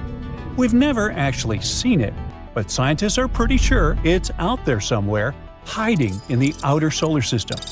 To explain why they think that, we need a sheet of paper. Hey, here's one. We place a coin on it, and suddenly, it starts to move. Unless we're talking about some kind of superpower, there's no way this coin is moving on its own, right? So, you figure someone must be on the other side, holding a magnet and moving it around. You can't see the magnet, but it explains why the coin is moving. That's kind of what's happening with Planet 9. We can't see it, we can't prove it, yet, but its existence could explain the strange movements we see out there in space. For example, the planets in our solar system orbit on a flat plane that's tilted about 6 degrees relative to the Sun. But why 6 degrees? Well, no one really knows for sure. Some scientists think those orbits might be slightly tilted because of the pull of a ninth planet. Its existence could also explain the unusual paths of smaller objects in the distant Kuiper Belt, a region full of icy debris that stretches far beyond Neptune's orbit. Back in 2016, researchers from Caltech published a study about Planet 9. They suggested it could have a mass about 10 times that of Earth and follow a highly elongated path. It's a scientific way of saying it takes forever to make one trip around the Sun. Because of that, it would be located in the outer solar system. I mean, far, far away. It would orbit the Sun about 20 to 30 times farther out than our most distant planet, Neptune. According to scientists, Planet 9 would take up to 20,000 Earth years to complete just one full orbit around the Sun. Since it's crazy far out there, it's almost impossible to see it. So, as cool as this hypothesis sounds, we've never found solid evidence that Planet 9 actually exists. But we might be pretty close. In May 2025, a team at National Tsinghua University might have made one of the most exciting solar system discoveries ever. Alright, so there's a hypothesis that Planet 9 hasn't been discovered yet because we haven't been using the right method. This new study raises an interesting question. What if Planet 9 actually looks brighter in infrared light than it does in visible light? Let me explain. Scientists have been trying to spot Planet 9 by its reflected light. But here's the problem. To spot it in visible wavelengths, sunlight would have to travel all the way out to Planet 9, bounce off its surface, and then travel all the way back to Earth. If a Neptune-sized planet were about 10 times farther away than Neptune, it would look about 10,000 times fainter. But a planet's own thermal radiation, its heat, only has to make a one-way trip. So in infrared light, Planet 9 would only be about 100 times fainter. That's why it makes more sense to look for it using space-based infrared telescopes. And that's the idea behind this new study. The team started digging through archives, searching for old infrared sky survey data, and they pulled it from two main sources. First, IRIS, a satellite launched in the 80s that scanned the sky for almost a year. Then, the Japanese satellite Akari, another infrared observatory that operated between 2006 and 2011. So basically, they compared objects that showed up in IRIS database and noticed which ones had moved by the time Akari took its observations. And by doing that, the researchers found something incredible, an object that might just be our long-lost ninth planet. Because if something moves, it could be a planet orbiting the Sun, right? And yeah, they did find some celestial objects showing tiny movements. But before jumping to conclusions, they had to rule out the parallax effect. And that's something really important when we're talking about solar system discoveries. To explain it, I need you to do something. Hold one finger in front of your face. Close one eye, and now switch. Your finger seems to move a tiny bit, right? That's because you're looking at it from a slightly different angle, from one eyeball to the other. The same thing happens when we look out into space from Earth. Since our planet orbits the Sun, our view of very distant objects shifts just a little. That effect is called parallax. My point is, because of this effect, Planet 9 would appear to move across the sky as Earth goes around the Sun. On any given day, it might seem to be in one spot, but 6 months later, when Earth is on the opposite side of the Sun, it would look like it shifted. 6 months after that, it would seem to move back again. Scientists had to account for parallax. Actually, they had to remove its effects. So the team looked at images of the sky taken on the same date every year. Because on that same date, Earth is always in the same spot in its orbit. That means if Planet 9 is real, it would show up in the same place in those images every year. No fake wiggle from parallax, just its real position. This careful search led them to a single object, a tiny dot in the infrared data. This strange little spot had moved slightly along its orbit around the Sun over the 23 years between Iris and Akari. Wait, could that be it? Did astronomers just confirm a hidden planet? Well, maybe. But don't get too excited. The data we have on its motion over that time is not enough to figure out its full orbit. So, for now, we still can't say for sure if this mysterious object is really Planet 9. It's definitely a strong candidate, though. Based on how bright the object appears, the team estimates it could be pretty massive, and that came as a big surprise. You see, previous NASA research ruled out any Jupiter-sized or Saturn-sized planets hiding out there, but a smaller world would have gone undetected. So the scientists were looking for something just a bit bigger than Earth. But it turns out this mysterious planet might be more massive than Neptune. Now that they've discovered Planet 9, supposedly at least, the plan is to keep tracking it and collecting new data. But don't think the road ahead will be easy. Because since the Akari satellite spotted it for the first time, that object didn't just sit still. It's been moving slowly through space ever since. So now scientists need to use regular telescopes on Earth to look for it again. And here's the tricky part. They're not exactly sure where it moved to. so they have to search a pretty big patch of the sky, and so far, no matching object has been found. Whether this really turns out to be the Planet 9 discovery or not, only time will tell. For now, its existence is still up for debate. But with powerful new technology on the way, like NASA's Nancy Grace Roman Space Telescope, astronomers are more determined than ever to uncover the truth. And if Planet 9 really is out there, hiding in the cold, dark edges of our solar system, it's running out of places to hide. In the heart of the galaxy, there lies a mysterious object, the likes of which no astronomer has ever seen. It streaks across the sky like a shooting star on caffeine. So, what is this mysterious blob? And how is it related to the black hole in the center of our galaxy? Let's find out. This thing is called X7. It's the mysterious blob that's been hanging around our galaxy's supermassive black hole for decades. Some even say it's been lurking around there for, hundreds of years. We know a few things about X7. For example, it weighs around 50 times as much as Earth. It may sound like a lot if you're an Earthling, but in space, that's like a tiny drop in the ocean. X7 is also moving pretty fast, at speeds of up to 700 miles per second.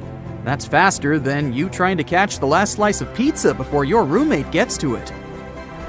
But what in the world is this thing? A magic star we've never seen before? An extraterrestrial spaceship? Well, there are some theories connected to the blob's future tragic fate. Unfortunately, X7's days are numbered. Right now, it's on a 170-year-long elliptical orbit around the supermassive black hole at the center of the Milky Way. But it's not going to make it that far. Each year, it's spiraling closer and closer to the black hole. In just a few years, it will become spaghettified. Yes, that's a real scientific term. And finally get sucked in, never to be seen again. There are supermassive black holes in the centers of all galaxies, including our very own Milky Way. These black holes are so massive that they warp space-time, causing nearby stars to orbit around them at incredible speeds. They serve as cosmic vacuum cleaners that suck in anything and everything that comes close enough. The black hole in our galaxy is called the Sagittarius A star. Sounds like the name of a fancy Hollywood celebrity, doesn't it? But this celestial object is far more impressive than any mere mortal.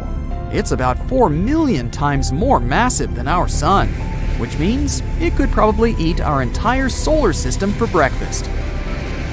But don't worry, these black holes may seem really scary, but in reality, they're too small to compete with an entire galaxy. They'll just suck in a couple of the nearest stars, and that's all. Also, Sagittarius A star doesn't seem to have a very good appetite. It's been observed to be pretty quiet lately, which is good news for us. But even if it were super greedy, it wouldn't pose any threat to us. This black hole is over 26,000 light-years away. From Earth, we can see it in the Sagittarius constellation. In 2022, the Event Horizon Telescope collaboration released the first ever image of Sagittarius A star. It took years of collaboration and technology to capture this stunning image. And this is our second photo of a black hole in history. The first one was released in 2019, and it showed the supermassive black hole called M87 star. Yes, they both have star in their names. Don't try to make it make sense. Anyway, you may remember this photo as the first ever image of a black hole ever. It went crazy viral across the internet. And this black hole, M87 star, located in the Messier 87 galaxy, is way scarier than Sagittarius A star. You thought 4 million solar masses is impressive? Then how about 2.5 billion solar masses? M87 is a real monster. It's also known for its powerful jets of plasma, which are so energetic that they extend thousands of light years from the black hole's center. If M87 were a superhero, it would be Iron Man, with his repulsor beams on full blast. Now, technically, you can't take a photo of a black hole itself, since it's, well, black. No light can escape its grasp. But the glowing orange ring in this photo shows the matter surrounding Sagittarius A star. It's called the accretion disk, a swirling disk of hot gas that spirals the center, heating up to millions of degrees in the process. It's like a giant fiery vortex, but with no escape. And the shadow in the center indicates the black hole itself. Inside that shadow, there's an event horizon. The event horizon is the boundary around the black hole, beyond which nothing, not even light, can escape its gravitational pull. It's the point of no return, where the gravitational force is so strong that even the fastest object in the universe, light, can't escape. Once you cross the event horizon, you're doomed to fall toward the center of the black hole, where the laws of physics as we know them break down. And this is exactly the fate that awaits our unfortunate X7. Right now, the pure blob is getting stretched and yanked by powerful tidal forces. By the way, before it meets its untimely demise, X7 is expected to put on a bit of a show. Its closest approach to the black hole, called periastron, is projected to happen in 2036. And when it finally gets torn apart by the Sagittarius A star's gravitational forces, there may be some cool fireworks to see. But this is not the most important thing. The funny part is, X7's future end may help us finally understand what the heck even is this thing. A team of scientists have been studying how a strange blob orbits the black hole. And that's when they discovered that X7 has stretched to almost twice its initial length. And what does that mean? Well, it suggests that X7 is most likely made of debris ejected during a recent collision between two stars. Yep, you heard that right, a space car crash. Imagine this. Two stars fall in love and start circling each other for many years. After that, they finally merge together. At this moment, they eject tons of gas and dust. And perhaps this cosmic dance created our blob baby, X7. It's basically like the crumbs left on the table after a giant space feast. Something like this is actually pretty common, especially around black holes. It's like a galactic fender bender that sends debris flying everywhere. Actually, the universe is full of mystery blobs. They're called the G objects. No, they're not the G-men from Men in Black, but they're just as mysterious and elusive. These guys have been puzzling astronomers for more than 20 years. They look like gas clouds, but behave like stars. It's like they can't decide whether they want to be a cloud or a star. Come on, guys, make up your mind. G objects stretch out at the closest point to the central black hole, but emerge intact, like a rubber band that stretches but doesn't break. Scientists think that they're the stars that have merged together into one. And while doing that, they also produce a huge cloud of gas that hides the result from view. Kinda like when you're wearing a bulky sweater, so that no one knows that you've put on a few extra pounds. And then a study published in 2021 found that one of these objects, G2, was actually a molecular cloud concealing 3 baby stars. Talk about a plot twist. But X7 is the black sheep of the strange blob family. It's significantly different from the G objects, like the weird cousin you see once a year at family gatherings. Its evolution has been more dramatic. Also, it's not being held together by a mass lurking in its center. So what is it being held together by? Pixie dust? Magic? We need answers! That's why scientists believe that X7 isn't a G object itself, but debris left from it. Or maybe not. We have no idea. The possibilities are endless, and that's what makes astronomy so exciting. So let's keep our eyes on the skies and see what other strange objects are out there. Who knows? Maybe we'll discover another mystery blob, and this time it's going to be a spaceship. Now that would be awesome. Our solar system might have some more planets up its sleeve. We know about 8 official planets, but they're not the only ones that survived the chaotic formation of our solar system. 4.5 billion years ago. Astronomers say there are 3 categories of planets in our solar system. We're in the first one, the 4 rocky inner planets, Mercury, Venus, Earth, and Mars, that peacefully orbit the Sun. They're located within the main asteroid belt that separates Mars from Jupiter, which is in category number 2. That one's a group of planets in the outer solar system, the gas giants, Jupiter, Saturn, Uranus, and Neptune. These planets have huge amounts of ice and gas around what scientists believe to be their rocky cores. The third group lies beyond the area where our local planets are, somewhere further than Neptune. It's the realm where you'll find dwarf planets such as Pluto, Eris, and Sedna, and many smaller space bodies like comets. But new findings say there could be something else lurking in the dark, besides dwarf planets and tiny space bodies. Maybe even a new planet. Models scientists made say that our solar system used to have one or more rocky planets, the size of Mars or Earth. Over time, these rocky wanderers interacted with the wide gravity fields of our gas giants. This kicked them into a far-out orbit, away from the neighborhood. The question is, if one of those Mars-sized planets survived and could really be somewhere out there. Scientists have made simulations to see what potentially happened. These showed that in half of such cases where planets interact with the gravity of gas giants, they get ejected into interstellar space. In the remaining half, there's this one rogue planet left in an orbit similar to the ones the Kuiper Belt objects are following. There's only one thing left to do now: find it. Astronomers found the loneliest planet in the universe. They were trying to find distant brown dwarf stars, or failed stars, ones that never become massive enough to start shining. Stars are born with big masses, which means they also have strong self-gravity. The star squeezes in on itself. That causes high internal temperatures and enables the star to shine. But instead, they found a lonely wanderer, CFBD SIR 2149.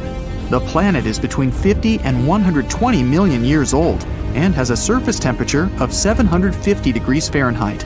Compared to stars, that's cold. At first, scientists thought it could be a brown dwarf star, but in that case, it would be way older. This starless planet floats around through space, passing only 130 light-years away from our planet. Our galaxy, the Milky Way, is 100,000 light-years wide, so that's relatively close. The lonely traveler is actually a gas giant, 4 to 7 times bigger than Jupiter. Maybe it was kicked out from its own solar system because of gravitational forces, or getting into another planet's orbit. Or it was formed away from its parent star. Far beyond Pluto, on the edge of our solar system, there's a space body about as big as Pluto, but a little bit colder and way denser. It's probably a big rocky body covered in a thin icy mantle. It's the dwarf planet Eris. Both Pluto and Eris occupy the Kuiper Belt, which is the distant ring of frigid space bodies that lies beyond Neptune. A day there lasts 25.9 hours, pretty similar to Earth. But Eris circles our sun in the distance 3 times farther than Pluto, which means its year is pretty long, 557 Earth years. Eris has a bright, icy surface. It's one of the most reflective bodies in our solar system. It bounces back more than 95% of the light that strikes it. Somewhere out there, even farther, there's a super Saturn, J1407b, much larger than Jupiter or Saturn. It's an exoplanet, which means a planet that orbits a star other than our Sun. Super Saturn is 434 light-years away from Earth in the constellation of Centaurus.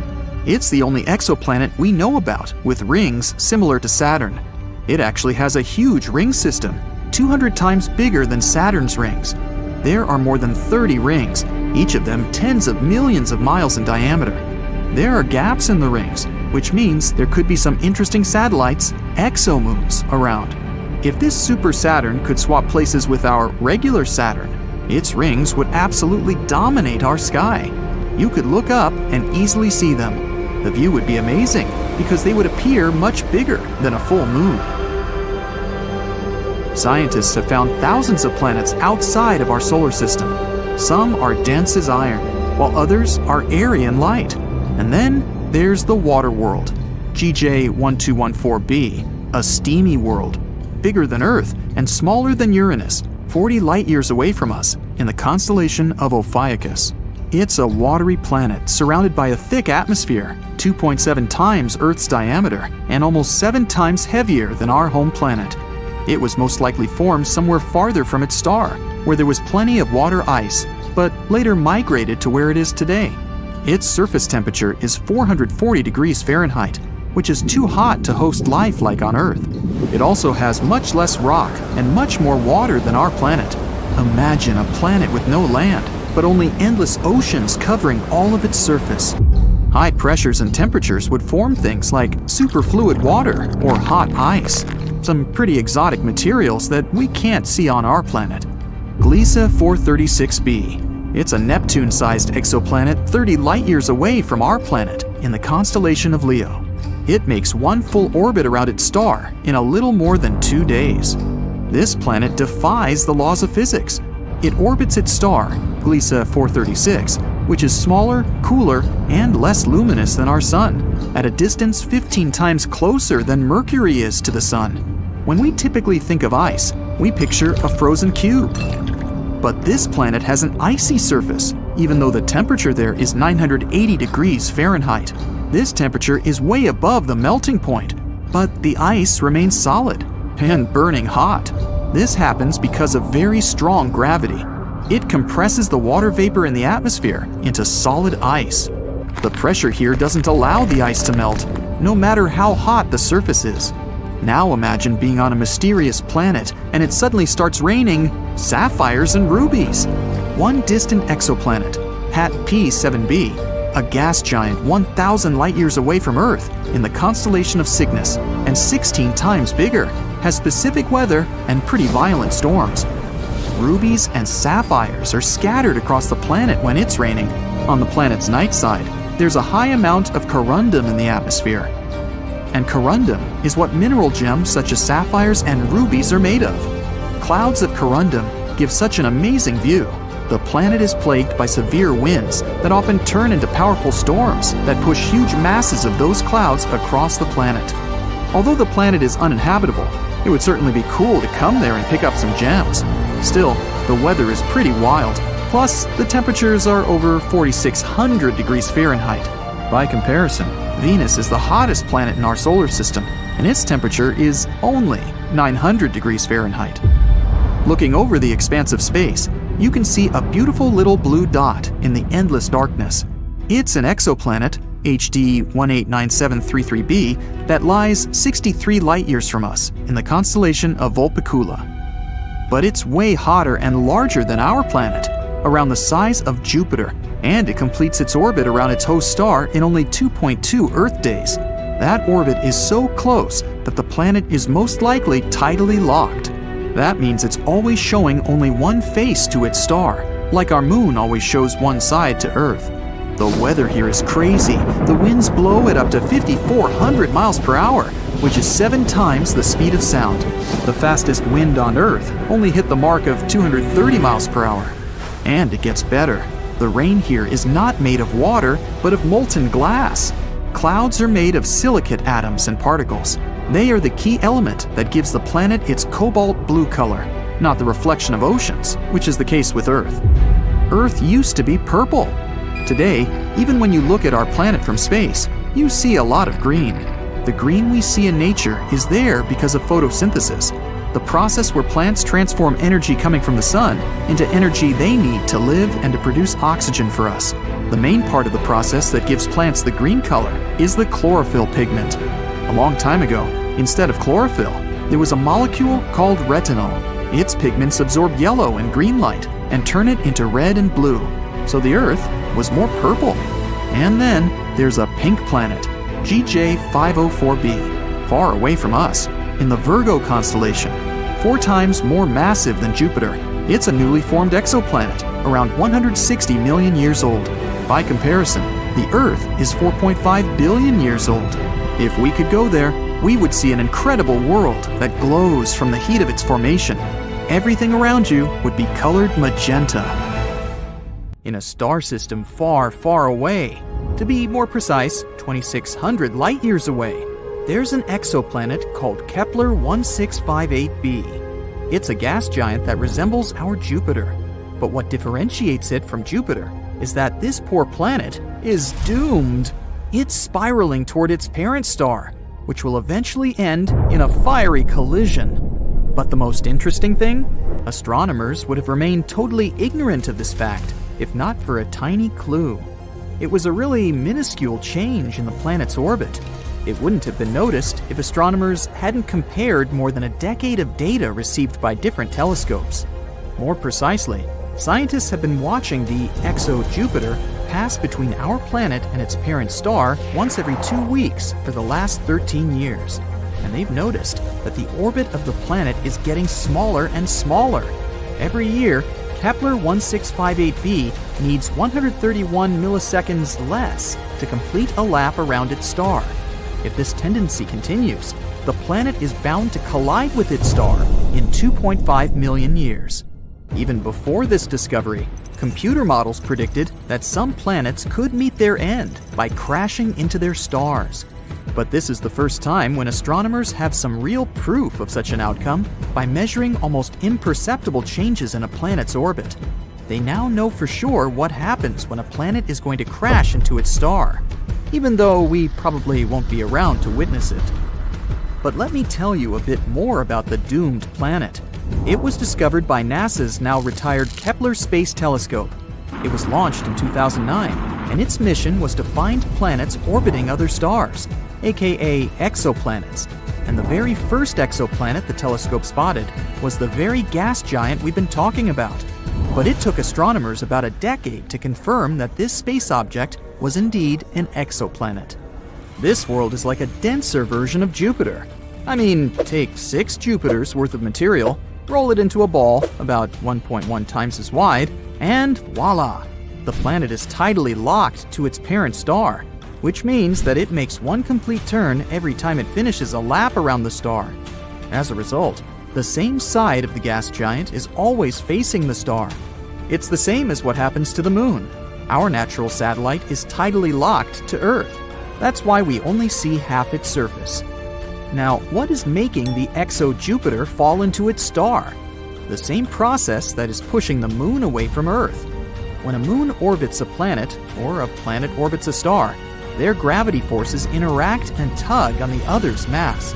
That's what causes tides on Earth. This tugging releases some energy. It can make an object speed up and slow down. In the first case, a space body will move higher. In the second, it will start moving lower. And this is exactly what's happening to the gas giant. Its parent star is 1.5 times the mass of the Sun. So, no wonder its tidal forces are gradually slowing down the planet's movement, making it fall inward. This all sounds kind of tragic, but this potential collision is by far not the weirdest thing happening in space. Let's look at some others.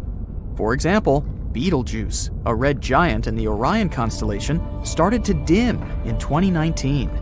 This confused astronomers. By that time, the star had already swollen to enormous proportions. If it was to replace our Sun, its outer surface would spread far beyond Jupiter's orbit. And then Betelgeuse became dimmer in the fall of 2019. This process continued through February 2020. The changes could be seen with the unaided eye. No wonder, the star's brightness had dipped by 2/3. At that time, astronomers were sure Betelgeuse was about to explode into a supernova. They continued to observe the star, but unexpectedly, it returned to its regular brightness. Thanks to the Hubble Space Telescope, scientists figured out that the star had ejected some of its material, and this partially blocked its light. How about cotton candy exoplanets? Those are particular planets outside of our solar system. Also called superpuffs, they have the lowest density ever discovered. This gives them an airy, fluffy appearance. But despite looking like the most popular amusement park treat, such planets are enormous. Come to think of it, scientists often discover strange things in space. Some of them look like blurry blobs. But there's one type of these blobs that doesn't look like any other known space body. The odd radio circles are only visible in radio telescopes.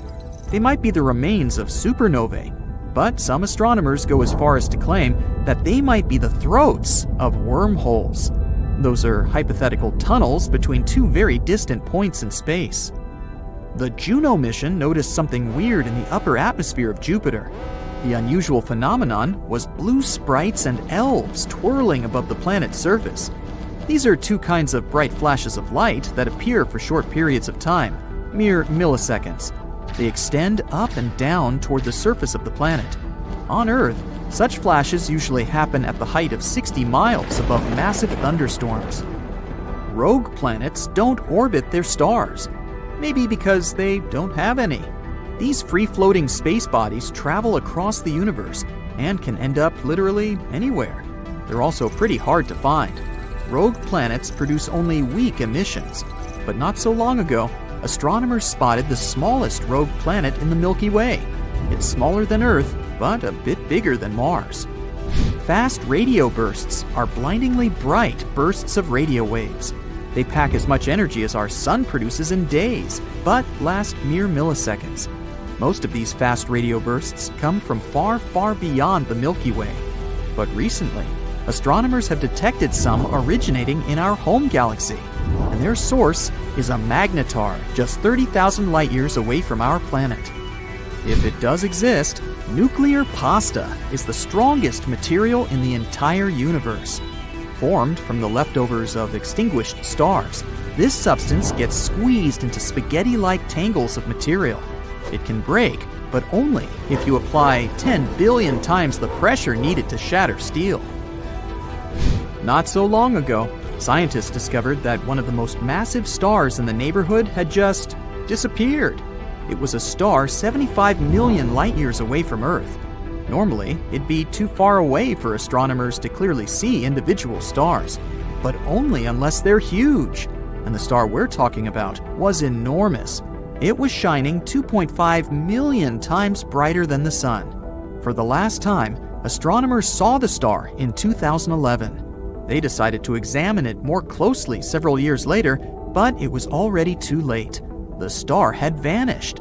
Such massive stars usually go out in extremely bright supernovae, but astronomers noticed nothing like that in this case. There's a theory that the star collapsed into a black hole without triggering a supernova first. It does occur among stars approaching the end of their lives, but very, very rarely. There are black holes, and there might be mini black holes, even though their existence hasn't been proven yet. Unlike their massive siblings, hypothetical mini black holes could be really tiny, not bigger than an atom. Their mass can vary, but just one minuscule thing might have the mass of 1,000 sedans. One theory claims that tons of micro black holes could have been created right after the Big Bang and the beginning of the universe. Some scientists even go as far as to say that a couple of mini black holes pass through our planet every day. More than 7,000 light-years away from Earth, there is the Eagle Nebula, a young cluster of stars just 5.5 million years old. The Hubble Space Telescope managed to take an image of several dark silhouettes near the nebula's center. Those are the so-called pillars of creation, an active star-forming region. Look, how cool is that?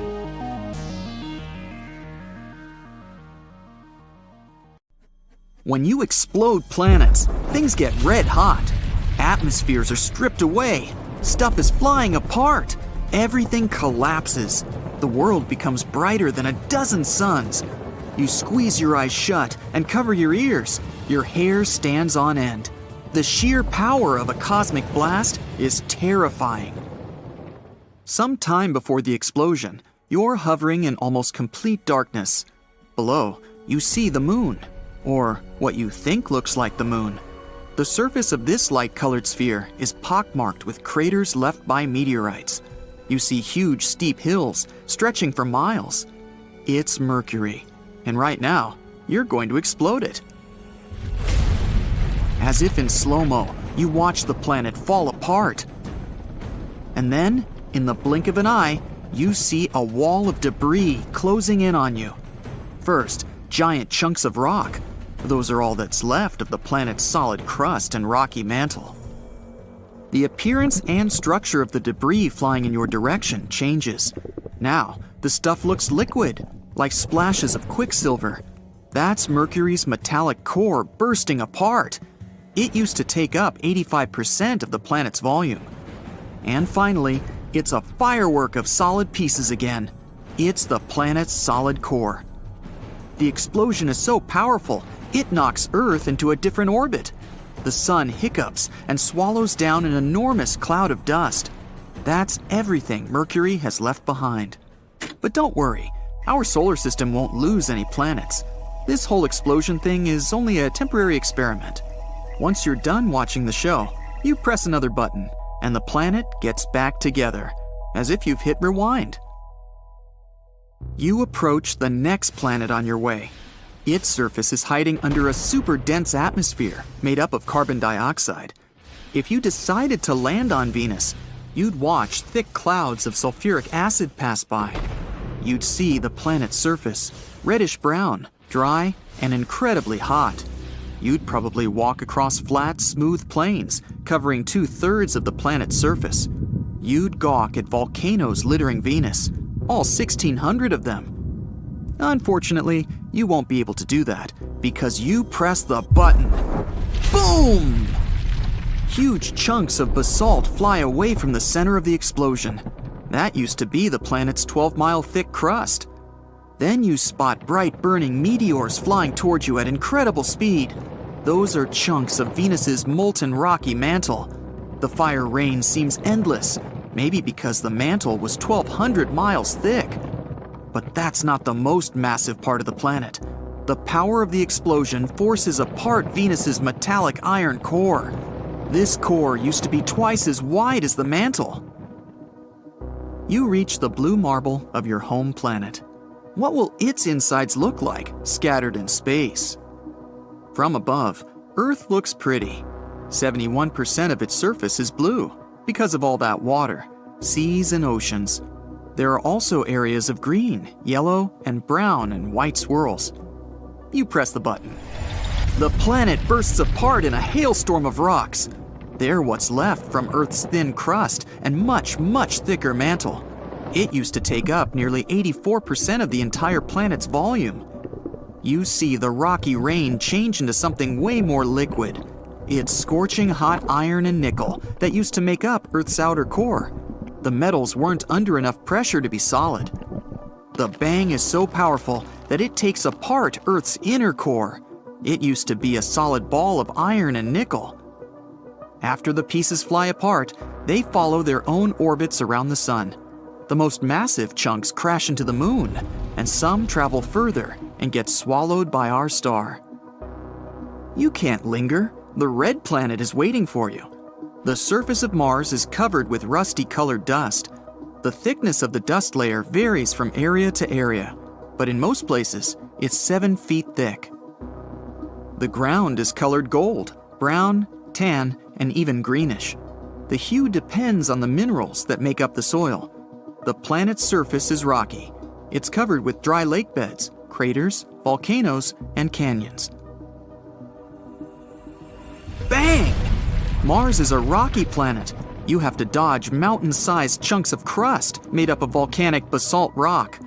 What you see next looks as if you've blown up huge amounts of soft, rocky toothpaste. That used to be Mars's mantle, composed of oxygen, silicates, and other minerals. And then the flying pieces get solid again. It's the planet's core's turn. It was solid, made mostly of iron, nickel, and sulfur. Billions and trillions of fragments of all sizes, from a small moon to pieces several feet wide, get launched in all directions. But only very few parts have enough momentum to leave the solar system. The whole event slightly changes Earth's orbit, and the temperature on our planet goes up by 18 degrees Fahrenheit. You leave rocky planets behind and close in on the first gas giant on your way. It's Jupiter. Thick brown, yellow, red, and white clouds hide its surface. They make the planet look colorful and beautifully striped. You hit the button. This time the view is different. Instead of chunks of solid crust, you see jet streams of gas accelerating from the planet's center. It's what used to be Jupiter's atmosphere, made up of hydrogen and helium gas. In no time, the matter hurtling away to space turns liquid. That's hydrogen changing its form under immense atmospheric pressure closer to the center of the planet. A bit later, the liquid is already a mixture of metallic hydrogen and helium. And finally, something solid. It was probably Jupiter's core, 14 to 18 times the mass of Earth. The gas giant's diameter was about 90,000 miles, but the blast lasts no more than half a second. The explosion of Jupiter is so strong, it evaporates smaller planets like Mars and Earth. The Sun remains pretty much untouched. It gets hotter and kinda unstable for a bit, but it doesn't last long. The next gas giant on your way is Saturn. At first sight, it looks as if the planet has a surface. The seemingly solid yellowish-brown sphere is surrounded by layers of clouds. Saturn's trademark rings are awesome and colorful: gray, beige, and tan. They're actually groups of tiny ringlets that are made up of floating chunks of water, ice, rocks, and dust. These chunks range in size from specks to massive skyscraper-sized pieces. While orbiting Saturn, they keep colliding, and larger pieces get shattered. You're surprised to see that the rings aren't perfectly round. They have bends caused by the gravitational pull from the nearby moons. 53 of them are confirmed. Titan, an icy world bigger than our moon and even Mercury, is the largest. What you see looks eerily similar to what happened when you exploded Jupiter. There's only one difference. Saturn's rings break apart, sending rocks and ice flying into space at incredible speed. The largest pieces crash with the planet's moons, wiping away the smallest of them. You see streams of gas, mostly hydrogen and helium, with a bit of methane, ammonia, and water. They're moving at breakneck speed away from where the center of the planet used to be. After that, splashes of liquid matter. That's liquid hydrogen that later turns metallic. And finally, the chunks of the solid core made up of rocky materials. You're looking at a beautiful blue-green sphere of the ice giant Uranus. The planet gets this unusual hue when the light from the sun gets reflected off the planet's surface. Plus, Uranus's atmosphere is mostly hydrogen and helium, with traces of methane gas that absorb the red light. Anyway, bang! This time, it's massive blobs of ice that are hurtling in your direction first. They used to be the part of the planet's ice mantle that once made up 80% of the planet's volume. But why does this ice look liquid? On Uranus, frozen liquid isn't solid like on Earth. Ice is a hot, dense fluid made up of water, ammonia ice, and methane. It's often called the water-ammonia ocean. After the bizarre ice rain, you see solid pieces of the planet's rocky core. It used to be small, no more than half the Earth's mass. Some of Uranus's moons get pulverized in the explosion, and several even get ejected out of the solar system. The explosion also slightly shifts Neptune's orbit. And the last planet on your way, Neptune. It looks blue because of a layer of swirling gas and permanent clouds. No time to linger. Boom! The planet doesn't have a solid surface. That's why, after pressing the button, you see Neptune's liquid mantle bursting. It looks like a water-filled balloon thrown down from the 50th floor. This sends splashes of water, ammonia, and methane ices away into space. It's followed by lava-like remains of the planet's mantle. It used to be liquid, red-hot, and rich in methane, ammonia, and water. That's what's left from Neptune's solid core, made up of iron and other metals. A new super-Earth has been spotted by astronomers, and it's quite intriguing. This planet, called TOI 715b, is about 1.5 the size of Earth, which is why it's called the super-Earth. It's also relatively close to us in space terms, only 137 light-years away. For comparison, most exoplanets are hundreds of light-years away, and all the interesting stuff, like black holes and nebulas, are usually more than thousands of light-years away from us. So, could it be habitable? The habitable zone is an estimate of where a planet might have the right conditions for liquid water. This is what we call some distance from the star where the temperatures on the planet should be okay-ish and water should stay liquid on its surface. It's not super precise because it depends on a bunch of factors like the type of star, how reflective the planet is, its size, and so on. Also, just being in this zone isn't enough for water to actually be there. The planet also needs the right kind of atmosphere and a few other things. So, we invented a stricter definition in 2014, the conservative habitable zone. It's a more precise term defining the best candidates that have liquid water. Otherwise, we get too many potentially habitable planets that are not actually habitable at all. The CHZ is based on how much energy a planet gets from its star compared to Earth. If a rocky planet gets between 40 to 85%, it's considered to be in the CHZ, no matter how far away it is from its star. These planets have a higher chance of being habitable. And yes, TOI 715b is located there. This super-Earth orbits the M-type star, also called red dwarf. It's a star that's much smaller and cooler than our Sun, about a quarter of the Sun's size and mass. But if the planet is located in the habitable zone, it's actually a better option for life. Red dwarfs live much longer than our Sun, a yellow dwarf. This also means that they have more time to form little creatures on their planets. And this red dwarf really is older than our star. Our Sun is 4.6 billion years old, and this star is 6.6 billion years old, give or take a few hundred million. It doesn't have much magnetic activity, so it's not dangerous. It doesn't flare up like younger red dwarfs. These flares can be super strong and might even hurt planets by taking away their atmospheres. Although some planets around it do have thinner atmospheres, it seems like this red dwarf has already gone all out. These red dwarfs are where we're looking for planets that could support life right now. Our super-Earth is really close to its star, zooming around it in just 19 days. Since the star is small and the planet is so close, the planet passing in front of its star happens a lot and looks really clear. This makes it easy for telescopes like the James Webb to study its atmosphere without needing too much time. Now, speaking of the James Webb Space Telescope, it's bringing us into a new era of understanding distant planets beyond our solar system. Imagine being able to see what gases make up the air on a planet millions of light years away. James Webb will help us to find worlds that could support life. Right now, it's trying to figure out whether TOI 715b has an atmosphere. If it does, its atmosphere might be easier to spot compared to a planet that's drier and denser. And then we might get even more height because it would look like a good place for life. On top of all that, there might be another planet in this system, also in the habitable zone. We're not sure whether it's really there, it's just a candidate with a crazy name. But if it turns out to be real, it would be about the size of Earth. Also, it would be the smallest planet in the habitable zone ever spotted by the TESS telescope. Now, another cool thing about TOI 715b is that it cannot just have water on it, but be an entire water world. An ocean planet is a type of planet that has an ocean covering its surface or has subsurface oceans.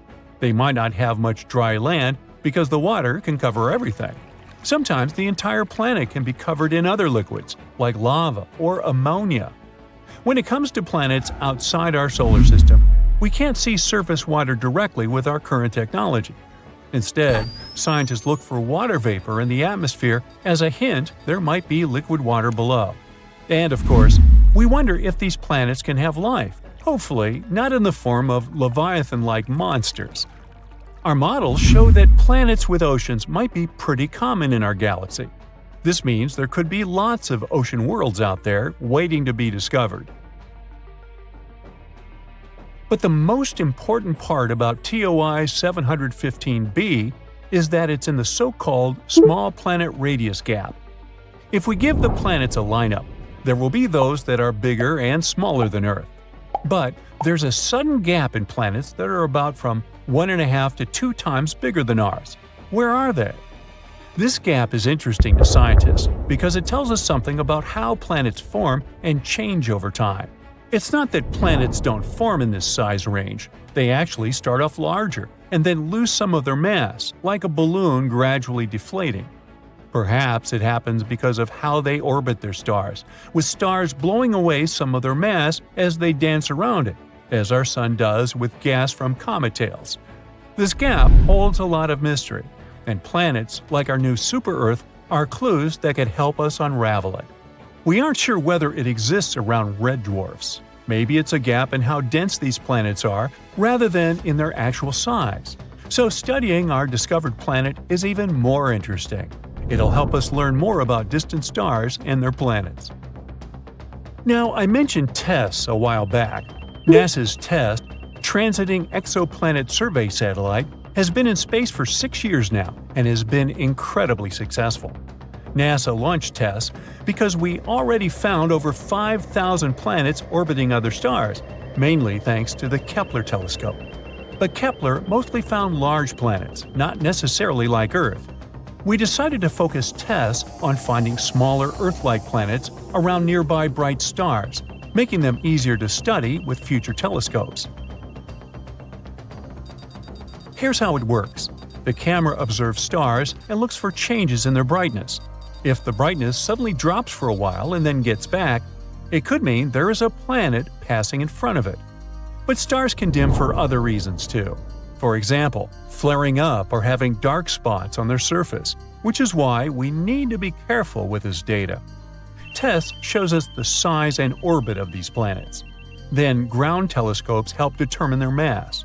With these 3 parameters, we can figure out what the planets are made of and if they're rocky like Earth or gassy like Jupiter. Yeah, you want to avoid Jupiter after taco night. One example of TESS's discoveries was the TOI 700 system. There, it discovered its first ever Earth-like planet, TOI 700d. This exoplanet also orbited a red dwarf, and it's even closer to us, about 100 light-years away. Unfortunately, it's unlikely to be habitable because the temperatures there are crazy. Another big discovery was made in the AU microscopy system. TESS discovered a planet about 4 times the size of Earth and another nearly 3 times Earth's size. This system has become a key area for studying how stars and planets form and change over time. TESS has also spotted a variety of other exciting finds, including supernova, hot worlds, and so on. And as it enters its 6th year, we can only expect more exciting findings to come. How about a mysterious object that used to orbit between Mars and Jupiter? At one point in the early days of the solar system, it was destroyed by some catastrophic event. This space body is called Phaeton, and this planet is totally hypothetical. But some people believe that the debris the planet left behind could have formed the asteroid belt. If you like this kind of content, please give it a non-hypothetical like and subscribe. Your support is very important to us. Thank you. Now, at the start of the 19th century, people hadn't discovered the asteroid belt yet. But in 1801, one astronomer spotted the largest asteroid in our solar system, Ceres. At that time, it was believed that a planet was orbiting between Mars and Jupiter, and Ceres seemed to be a suitable candidate. But the next year, another astronomer discovered one more space object with a similar orbit. It was an asteroid that was later named Pallas. These discoveries made scientists conclude that these 2 objects could have been fragments of the very planet that had once been dwelling between Mars and Jupiter. The following discovery of 2 more asteroids, Juno and Vesta, seemed to confirm this idea. Only in the 20th century did the hypothetical planet get its name, Phaeton. It was actually a name taken from Greek mythology, meaning Shining One. The hero with this name was the son of the sun deity, Helios, who rode his solar chariot across the sky every day, giving humans the heat and light necessary for survival. One day, Helios allowed Phaeton to drive his chariot. But the sun didn't manage to control the horses. Everything went wrong, and Earth was about to burn down. That's why the main deity, Zeus, had to stop Phaeton with a thunderbolt. The idea of the asteroid belt being the sad result of the planet's destruction, was called the disruption theory. And of course, there were several ideas explaining the planet's tragic fate. The most obvious one is that Phaeton was hit by a large space object. It could be another hypothetical body called Nemesis. Some people believe that it's our sun's companion star. According to this theory, the sun has a small companion star that has an extremely elliptical orbit. This orbit periodically brings it close to the Oort cloud, a large sphere of icy objects surrounding the sun. This, in turn, causes a lot of mess. It might be the reason why this hypothetical companion star was also nicknamed the Death Star. It might be a red or brown dwarf. But whatever it is at the furthest point of its orbit, it's believed to be about 1.5 light-years away. The search for this star has been in progress for decades, but no one has succeeded in locating this elusive and potentially non-existent space object. Anyway, back to Phaeton. Another theory claims that the planet could have suffered some internal cataclysm which tore it apart. But these days, the disruption theory has fallen out of favor. It was replaced by the accretion theory. According to it, the asteroid belt formed in the process of gradual buildup of particles initially floating in a gaseous environment. With time, they came together to create larger masses. Gravity pulled on these particles, encouraging them to stay together and form planetesimals, tiny planet-like bodies that later form real planets. Planetesimals kept colliding with one another, eventually developing into protoplanets. Such protoplanets grow until they form planetary bodies. As the mass of objects increases, the gravitational forces acting between particles become stronger too, continuing to build gas, dust, and ice within the nebular disk. It all has a snowball effect where the increase in mass results in more particles getting involved in the process. Eventually, there's no building material left, and large space objects float in the darkness of space. Now, many experts think that the asteroid belt is the remains of the protoplanetary disk which had once been orbiting the sun before the planets formed. Unfortunately, it never had a chance to coalesce into a planet because Jupiter's gravitational effect prevented it from happening. In any case, even though Phaeton's was a good story, it's not popular anymore. So, astronomers have just announced that they might have found signs of possible life on a planet outside our solar system. Wow! This distant world is called K2-18b, and it sits about 124 light-years away in the Leo constellation. So, what life are we talking about? Little green men? Octopus-like tentacled creatures? Well, not exactly. First things first, let's define what life is. It's what distinguishes animals and plants from inorganic matter, like the ability to grow, reproduce, and change. Now, what do we need to support life? If what comes to your mind is water, bingo! Scientists have the feeling that K2-18b might be covered in oceans, and if it's so, it can support tiny forms of life, like microbes. A team of researchers from the UK and the US used the James Webb Space Telescope to look at the planet's atmosphere. They found hints of two very special chemicals. On Earth, only living things can produce those, and the living things I'm talking about are mostly tiny ocean plants called phytoplankton. So, basically, this planet might indeed host life in the form of algae. Now, of course, scientists still need more proof before getting too excited.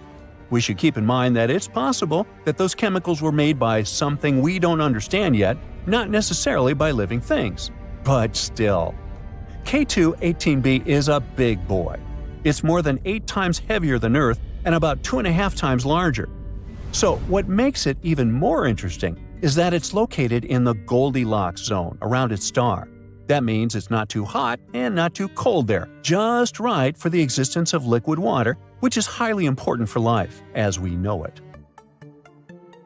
Astronomers study faraway planets like this by watching how their light changes when they pass in front of their star. This allows us to figure out what kinds of gases are in the planet's atmosphere. Back in 2013, the James Webb Space Telescope found methane and carbon dioxide in the atmosphere of the planet. These are carbon-based molecules, and it was the first time they were found on a planet in the habitable zone. Scientists also saw a weak signal of a chemical called DMS, which is mostly made by tiny ocean life here on Earth. So, the researchers pointed the telescope at the planet again a year later using a different tool that could pick up more light details. This time, they found much stronger signs of DMS and some related chemicals. But the problem is the signals aren't strong enough yet. They haven't reached something called the 5 sigma level, a parameter scientists use to confirm discoveries. Plus, even if the DMS really is there, it doesn't automatically equal the existence of life. Scientists once found DMS on a comet, which means that it can be produced without some kind of life taking part in the process. And still, the amount of DMS on K2-18b looks way higher than anything seen on Earth. That's why some astronomers are sure it's coming from something living. K2-18b has been a top pick for what scientists call a Haitian planet. This term means a big, watery world with thick hydrogen atmosphere. It's not the kind of place where extraterrestrial civilizations like in movies would live. But it could be home to tiny life forms, like the microbes that once lived in Earth's oceans billions of years ago. Once again, not everyone agrees on how friendly K2-18b really is for life. Some scientists think planets like this might actually be too close to their stars to hold on to liquid water. K2-18b orbits its star every 33 days, which is pretty fast, and could mean it's too hot. That's why some experts claim that even if the planet has any water at all, it might be boiling. Or maybe it's not water, but oceans of lava. But most scientists agree on one thing: we should wait and see. With just 16 to 24 more hours of telescope time, astronomers could confirm what they've seen. This could happen in the next few years. And even if it turns out K2-18b isn't the world we're looking for, we're still getting close. With powerful telescopes like James Webb and more coming in the future, we might be able to answer whether we're alone in the universe or not. At the same time, some places in our own solar system, like Mars, Venus, or Saturn's moon Enceladus, might actually have a better shot at hosting life. Or we could keep exploring other promising worlds, like Proxima Centauri b, which is the closest exoplanet we know about. It's just 4.25 light-years away from us and orbits a small star called Proxima Centauri, right in the habitable zone. This planet is a bit bigger than Earth, which makes it a super-Earth. That's what we call exoplanets larger than ours, but much smaller than gas giants like Neptune or Jupiter. Proxima Centauri b is a fast-moving world. It needs a mere 11 days to go all the way around its star. Scientists think Proxima Centauri b might have a rocky surface, and that's a good sign for possible life. On the other hand, its star blasts it with a lot of ultraviolet radiation. It might have already destroyed the planet's atmosphere, if there was any to begin with. So there's a big question mark when it comes to this world's habitability. Then we've got TRAPPIST-1e, another promising Earth-like planet. It's one of 7 rocky planets orbiting a small, cool star called TRAPPIST-1, about 39 light-years away. Discovered in 2017, it might be one of the most promising places to look for life beyond Earth. This planet is actually a bit smaller than Earth, with a mass around 1/2 that of our planet. It completes an orbit around its star in just 6 days, which is super fast compared to Earth's 365 days. The planet's size and density suggest it has a rocky surface, and that's another key factor when we talk about habitability. Even though TRAPPIST-1e is very close to its star, the star is quite dim and cool, so the planet might still have a stable Earth-like climate. Some scientists even think it could have more water than Earth. Let's move on to Kepler-186f, located about 500 light-years away. It was the first Earth-sized planet found in a habitable zone of another star. It orbits a red dwarf, which burns cooler and lives much longer than our Sun. This means Kepler-186f could have stable conditions for billions of years, giving life plenty of time to possibly form and evolve. The planet gets only about 1/3 of the sunlight Earth receives, so it would likely be cooler but still warm enough to keep water from freezing. It also seems to be a rocky planet just like Earth, which boosts its chance of hosting life. Now, how about visiting LHS 1140b, about 40 light-years away? This planet has about 5.5 times the mass of Earth. Scientists think it's rocky and possibly has a thick atmosphere, which is a big deal. An atmosphere like that can trap heat, keep temperature stable, and protect water from escaping into space. This world orbits a quiet red dwarf star, so it's not constantly blasted by harmful flares like some other exoplanets are. Some studies even suggest LHS 1140b could be an ocean world with lots of water, so it's one of the more exciting planets we've found in our neighborhood. And finally, we have Gliese 12b. Astronomers call it exovenus. It sits 40 light-years away from Earth. This world is about the size of Venus and orbits a cool red dwarf star. It needs just under 13 days to complete one orbit. The temperature on the planet is around 107 degrees, which is quite warm but still okay for life. The thing that makes Gliese 12b so interesting is that it could help us understand how Earth-sized planets around cool stars hold on to their atmospheres. That's important because an atmosphere is crucial for things like liquid water and protecting life from harmful radiation. According to some researchers, Gliese 12b is one of the best chances we have to figure out whether planets like this can stay habitable.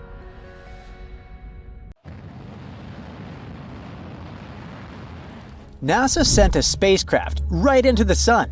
It's the fastest human-made object ever, and could cover the distance from Philadelphia to Washington, D.C. in just 1 second.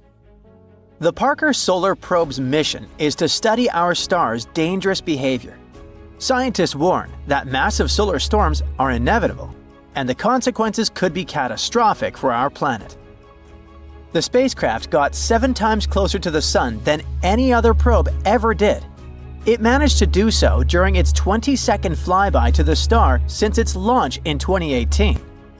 Because our star is so massive, its gravity is really strong, like a giant magnet. As the probe flies around the Sun, it uses gravity to go faster and faster and eventually picks up that crazy speed. As it got closer and closer to the Sun's corona, which is its outer atmosphere, the probe had to survive temperatures of 2,552 degrees Fahrenheit. That's hot enough to melt many metals. It was protected from that heat and radiation by a 4.5-inch thick carbon shield. It kept the tools inside the probe safe and running at around room temperature. The scientists went to all this effort because they're hoping to solve a big mystery about the Sun that's been puzzling them for ages. The surface of our main star is already super hot, but as you move closer out to the corona, the temperature shoots up to millions of degrees. And it doesn't make any sense because it's farther away from the Sun. So maybe we could finally get some answers about this heat phenomenon. The mission is also going to help us understand something called solar wind. The Sun is constantly shooting out tiny bits of energy and charged particles into space, like a never-ending breeze of electricity. When this solar wind hits Earth, it can create amazing light shows in the sky called auroras. The more active the Sun is, the farther south you can see auroras. Our star follows natural cycles that last about 11 years. The activity goes from low to high and back down to low. Right now, we're in the solar maximum, the peak of the activity cycle. That's why we've spotted beautiful auroras in the most unexpected places in 2024. The downside to it is that the Sun's activity can send out bursts of energy and charged particles that can mess up things like radios, satellites, and even GPS. It can be dangerous, especially for astronauts out in space who aren't as protected as we are here on Earth. Humans wouldn't feel the compression of the planet's electromagnetic field because of all the extra radiation, but power grids are really sensitive to it. If we don't act fast, when it happens, the influx of energy will go into power transformers all over the world, disrupt them, and leave big areas without electricity.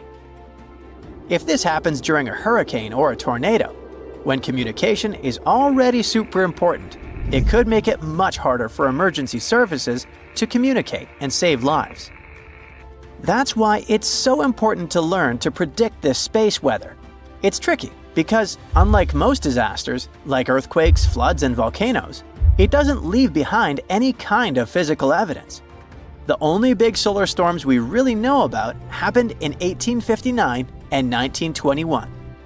The first one, called the Carrington event, was so wild that it made sparks fly from telegraph wires. The auroras were seen all the way near the equator. Scientists back then were using a special kind of paper that reacted to light to record solar activity. During the Carrington event, the reading from the sun went off the page, literally. Whatever was happening, it was so extreme that we still don't fully understand it.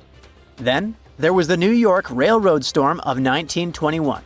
It was powerful enough to knock out telegraph systems across the US, Europe, and the Southern Hemisphere.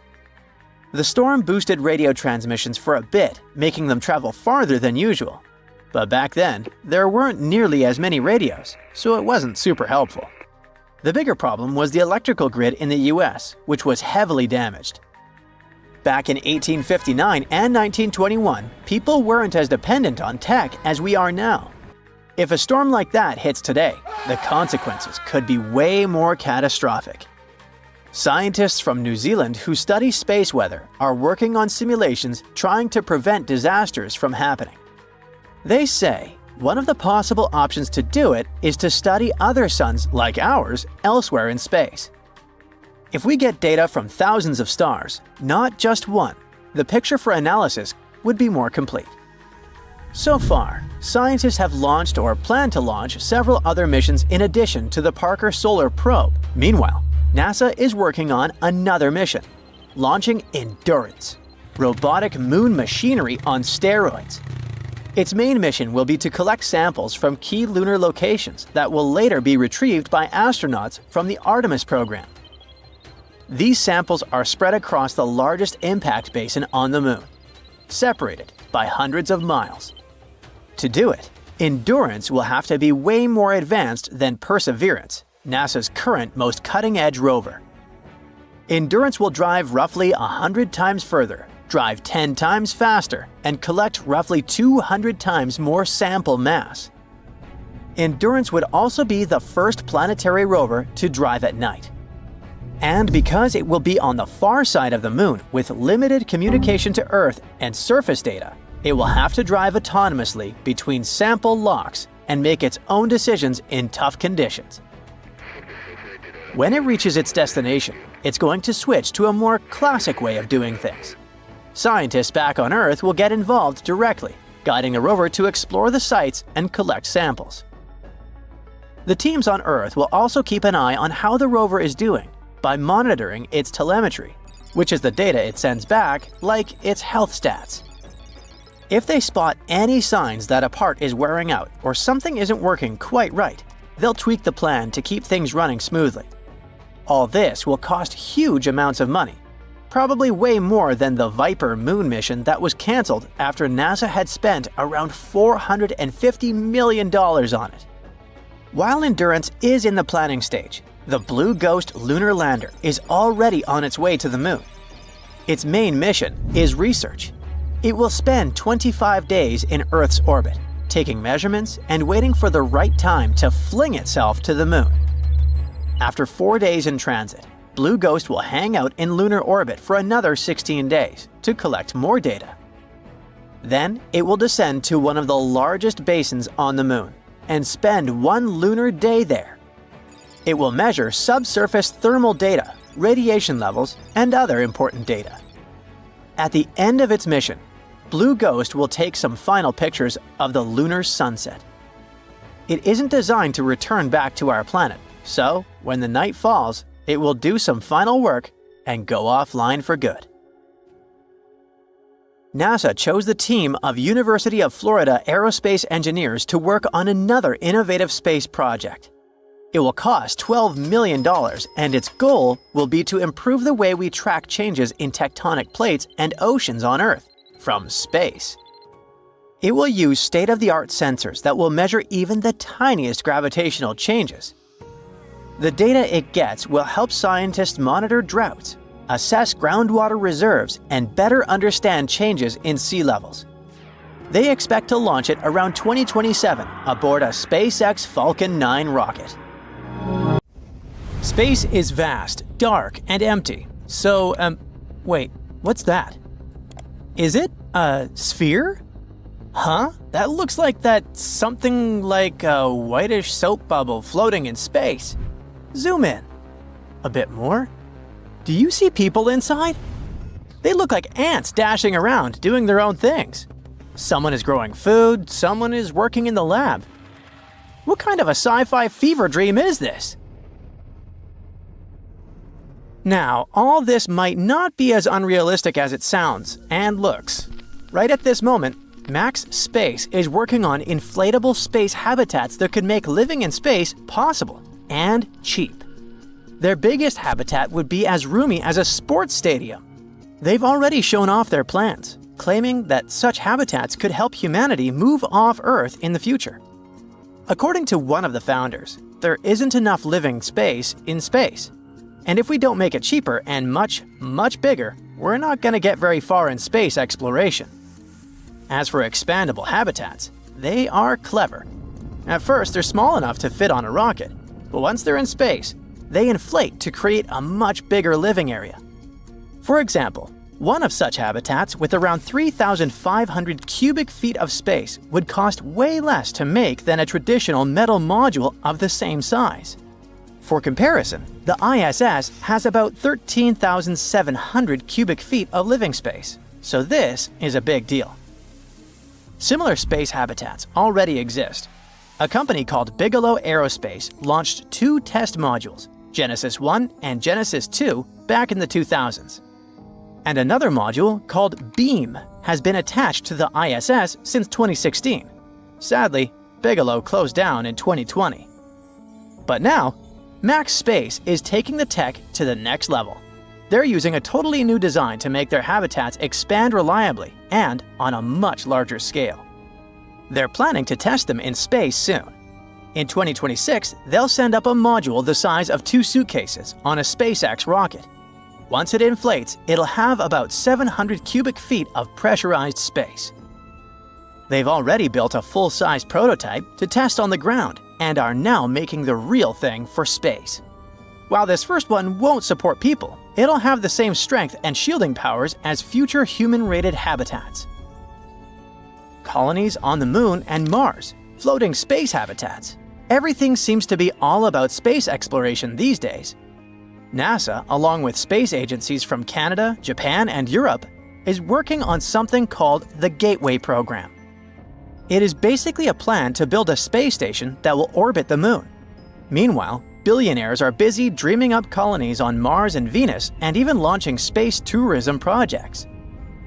If these ideas actually work, they'd be our first step towards living in space. But there's one problem.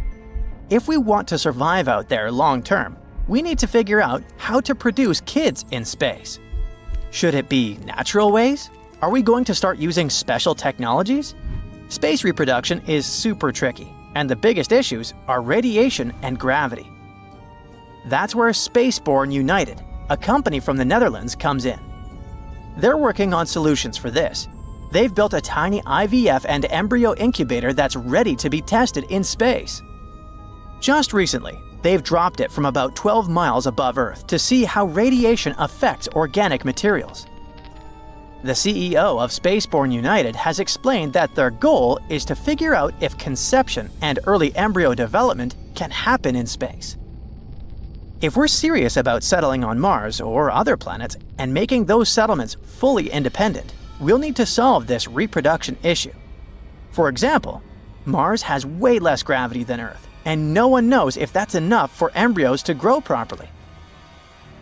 Spaceborne United is starting by studying how partial gravity, like what Mars has, might affect development. It's still early to speak about some results, but at least we've started moving in this direction. Even if we deal with the space kids problem, what about other earthly things, like plants? Photosynthesis has had a massive impact on Earth. When organisms started using sunlight to make energy, it triggered the Great Oxygenation Event. It filled the atmosphere with oxygen, allowed multicellular life to develop, and even formed the ozone layer, which protects us from the sun's harsh UV rays. Thanks to that, life was able to move onto land. But how would plants grow under the light of other stars? Our sun is a G-type star, called a yellow dwarf. It feels like a typical star to us, but it's actually pretty rare. Only about 7 to 8% of stars in our home Milky Way galaxy are like it. And since most stars aren't like our Sun, scientists studying habitable planets are focusing on more common types. K-dwarf stars, for example, are smaller than our Sun, about 50 to 80% of its mass. But they're more stable and last much longer, up to 70 billion years, compared to the Sun's 10 billion years. That's a lot of extra time for life to evolve. Despite this, researchers have often focused on M-dwarfs, aka red dwarfs. They're the most common stars, but they have their own issues, like frequent flares. In a recent study, researchers have simulated the light from a K-dwarf star to see how two photosynthetic organisms would respond. They chose garden cress, a fast-growing plant often used in salads, and cyanobacteria, a tough microorganism that can survive extreme conditions. The goal was to see if photosynthesis would work under K-dwarf light. Then, they put watercress seeds in 3 different conditions: sunlight, simulated K-dwarf light, and no light. The plants under sunlight and K-dwarf light grew similarly, but the seeds under K-dwarf light actually sprouted a bit earlier and had slightly larger leaves. It means that plants could potentially thrive under K-dwarf light just as well as they do under sunlight. So, K-dwarf stars seem like a great option for finding habitable planets. Unlike M-dwarfs, they don't have intense flares that could harm life, and their habitable zones are far enough out that planets wouldn't get stuck in tidal locking, where one side of the planet always faces the star.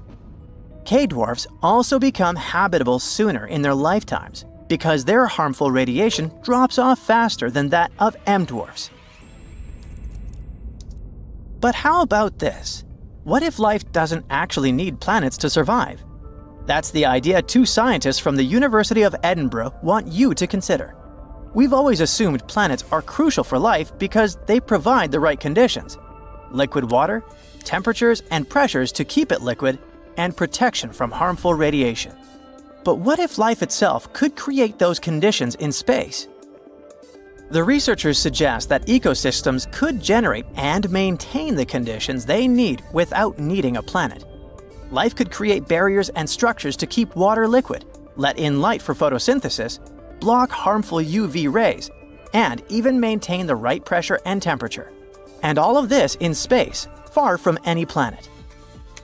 These barriers could work in regions between 1 and 5 astronomical units from the Sun, which includes areas closer to Earth and Mars. Gravity and planets might not always be necessary for stable environments. Biological systems might be able to do the job themselves. Earth is a perfect habitat for life, not only because it has water and a protective atmosphere. It's also an interconnected system where energy from the Sun powers everything.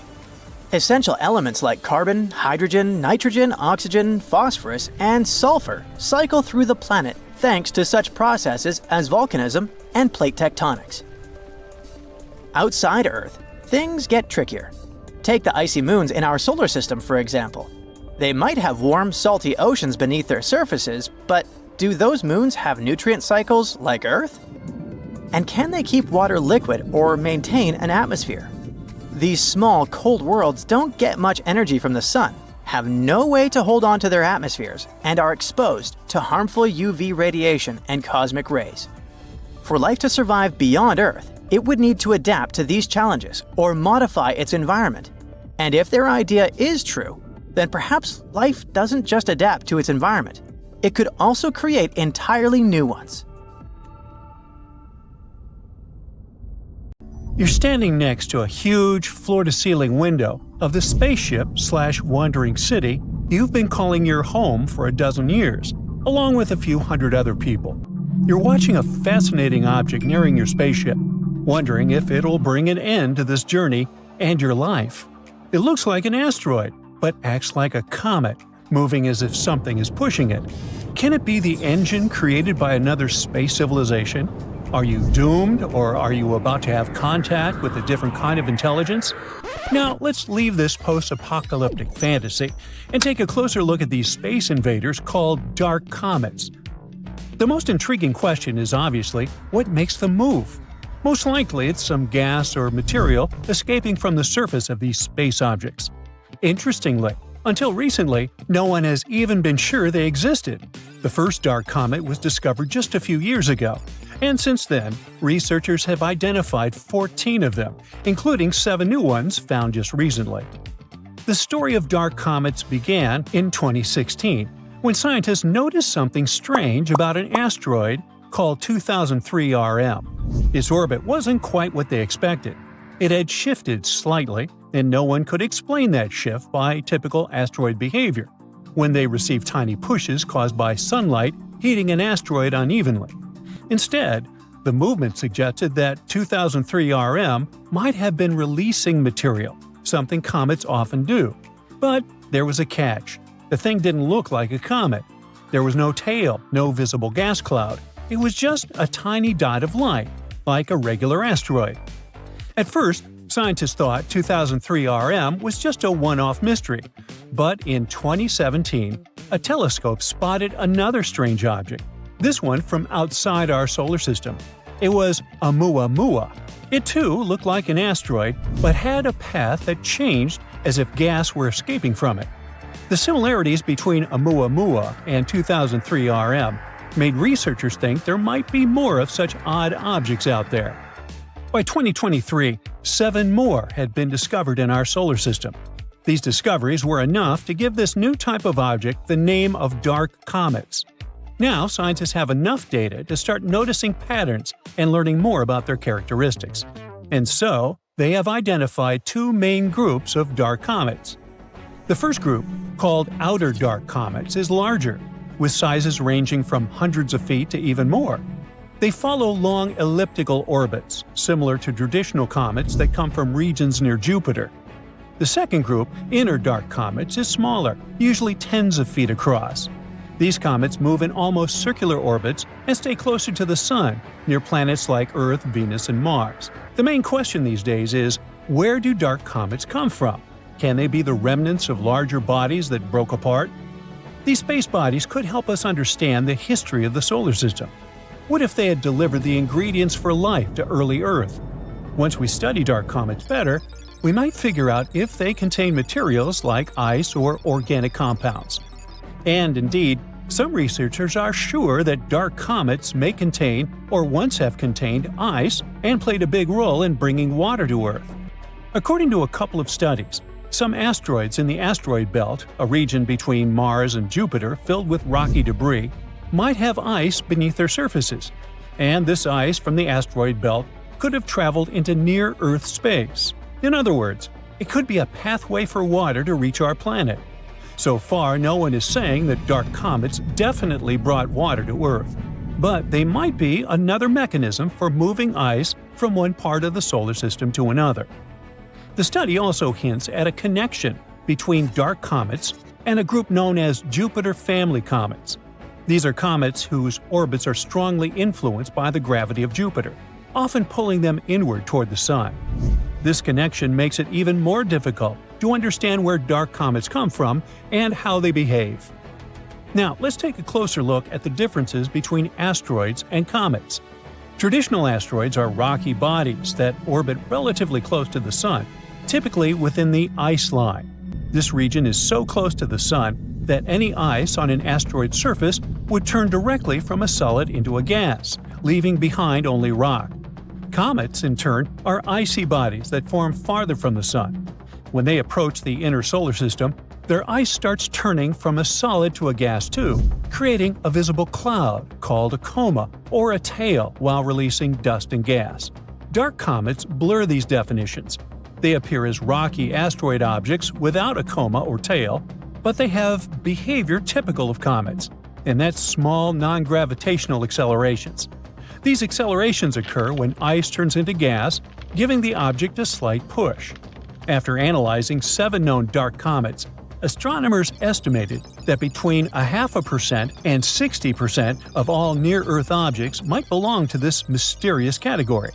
And since dark comets likely come from the asteroid belt, ice is likely to exist even in the regions of the belt previously thought to be too warm. Now, near-Earth objects like dark comets don't stay in the same orbit forever. The near-Earth environment is unstable, and objects typically remain there for about 10 million years. Since the solar system is over 4.5 billion years old, this means that new near-Earth objects must constantly replace those that are lost. Now, astronomers have used computer models to simulate the movement of objects under the influence of non-gravitational accelerations. They've traced the paths of these objects over a span of 100,000 years and discovered that many ended up in the same regions where we find dark comets today. Now, do you remember that space rock 2003 RM, which was the first to be called a dark comet? Well, it provided a particularly interesting clue. Its elliptical orbit brings it close to Earth, then out near Jupiter, before returning to Earth again. This trajectory matches what scientists would expect from a Jupiter family comet, an object that was likely knocked inward from its original orbit. Most of the other dark comets studied, however, seem to have come from the inner regions of the asteroid belt, closer to Mars. Dark comets are often small and spin rapidly. Astronomers often describe them as dirty ice cubes, all because these objects are a mix of rock and ice, and when they cross the ice line, their ice begins to turn into gas. This process not only causes those small non-gravitational accelerations, but also increases their spin rate. And the faster these objects spin, the easier they can break apart into smaller fragments. The pieces that break off also have ice, and as they spin faster and faster, they break into even smaller pieces. This process continues until you're left with very small, fast-spinning objects. This cycle of fragmentation helps explain why dark comets are often so tiny. But it could also mean there are more of them than we currently know about. The dark comet research provides new insights into the distribution of ice in the solar system and its potential pathways into the near-Earth environment. It also raises intriguing questions.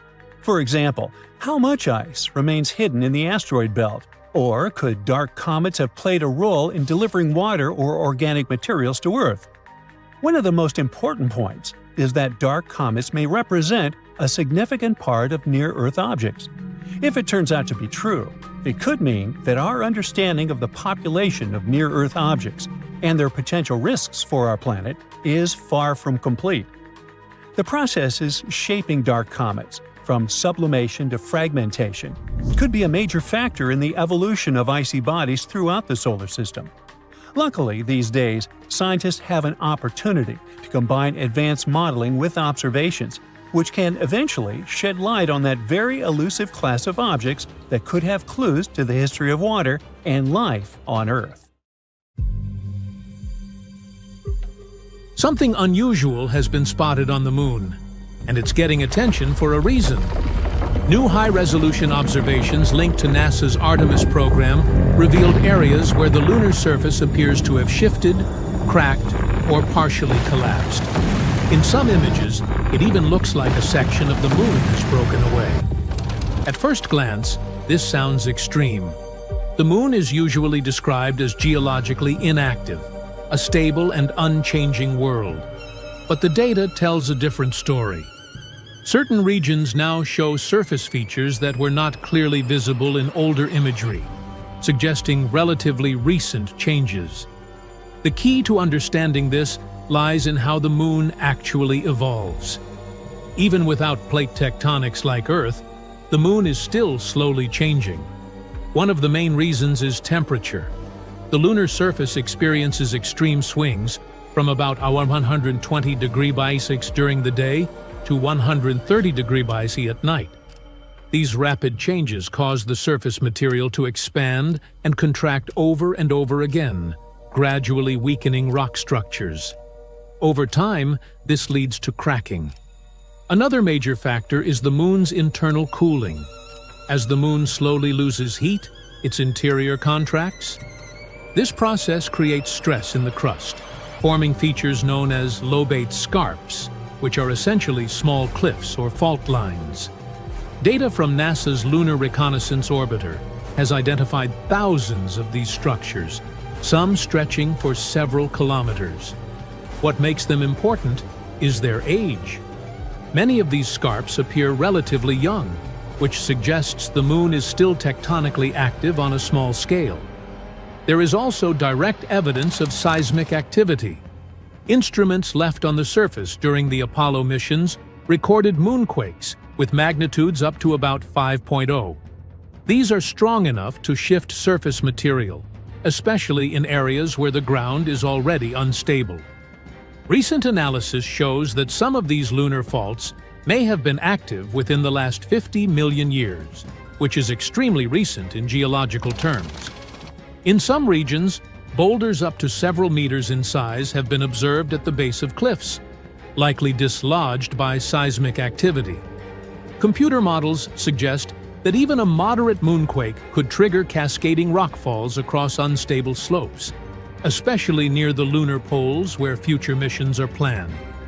This means that what looks like a small surface crack in satellite images could actually be part of a much larger and ongoing structural shift.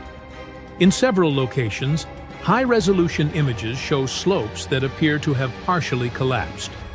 Loose material has moved downhill, leaving behind fresh-looking surfaces that stand out from older terrain. In some cases, this creates the visual impression that a chunk of the moon has broken off. In reality, these are most likely landslides or regolith movements triggered by moonquakes, temperature stress, or both. Micrometeorites add another layer to the process. The moon has no atmosphere, so even tiny particles strike the surface at high speeds. Over time, these constant impacts disturb the upper layer of dust and rock, making it easier for material to shift when other forces act on it. All of these factors combined make the lunar surface more dynamic than it appears from Earth.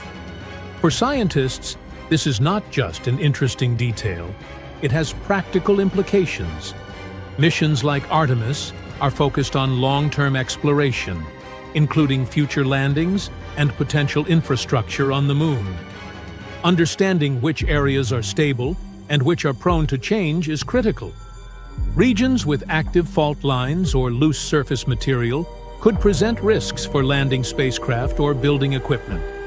That is why updated mapping and continuous observation are so important.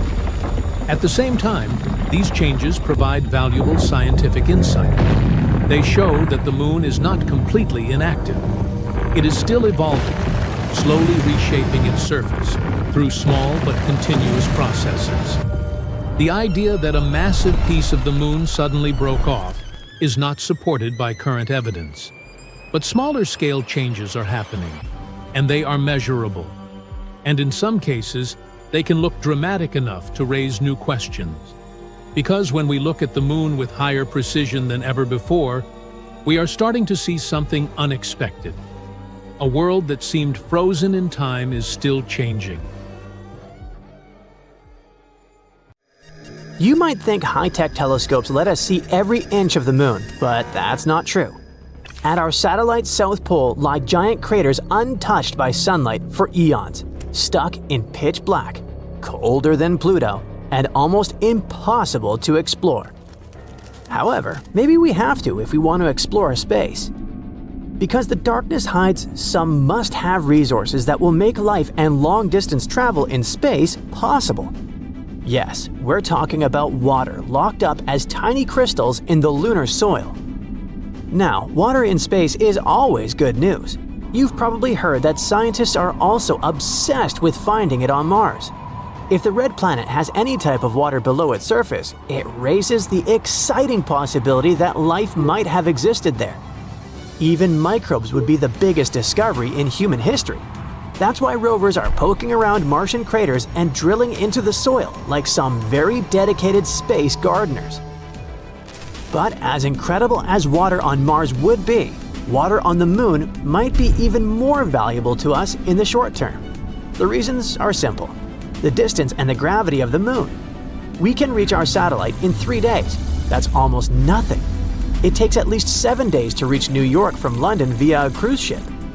But more important than the length of the trip is the possibility of using the moon as a pit stop. Stop, refuel, and relaunch so we can resume exploration. The gravity on the moon is only 1/6 as strong as Earth's. That's not just useful for endlessly entertaining yourself by jumping around.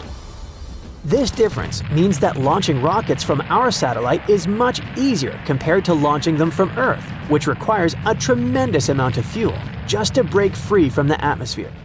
For example, the Saturn V rocket, which took astronauts to the moon during the Apollo missions, was made up of more than 90% fuel just to get off the ground.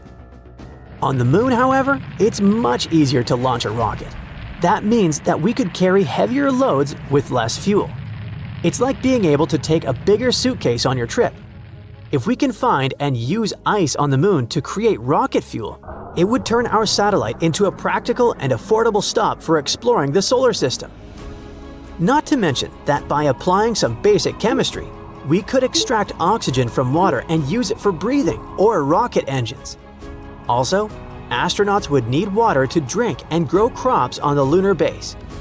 So, what do we know about the latest discoveries? For a long time, scientists thought the moon was completely dry. But in 2009, NASA basically crashed a rocket into a crater. It caused an explosion of ice and vapor, like fireworks, and finally confirmed that the moon had some kind of water. But how much? Well, enough to matter.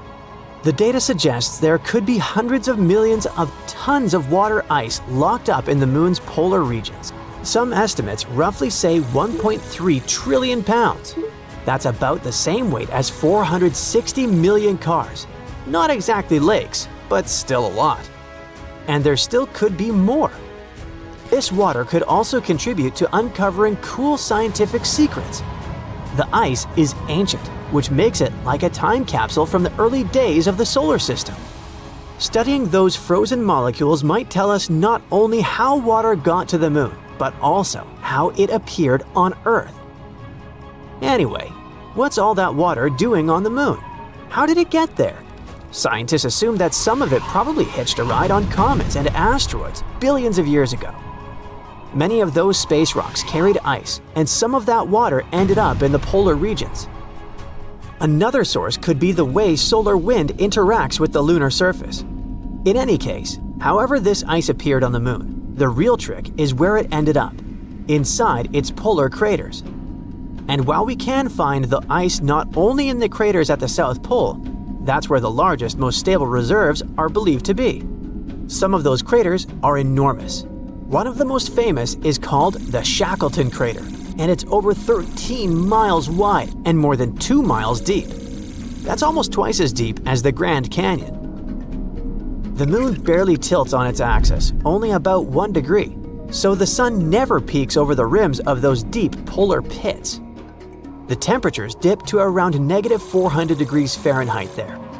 Any water or chemicals trapped in that frozen dirt just stay there, locked away like in a freezer. Something really cool is that at the South Pole, you have parts that are stuck in the perpetual darkness, but some nearby mountain ridges get almost non-stop sunlight. Scientists call them the peaks of eternal light.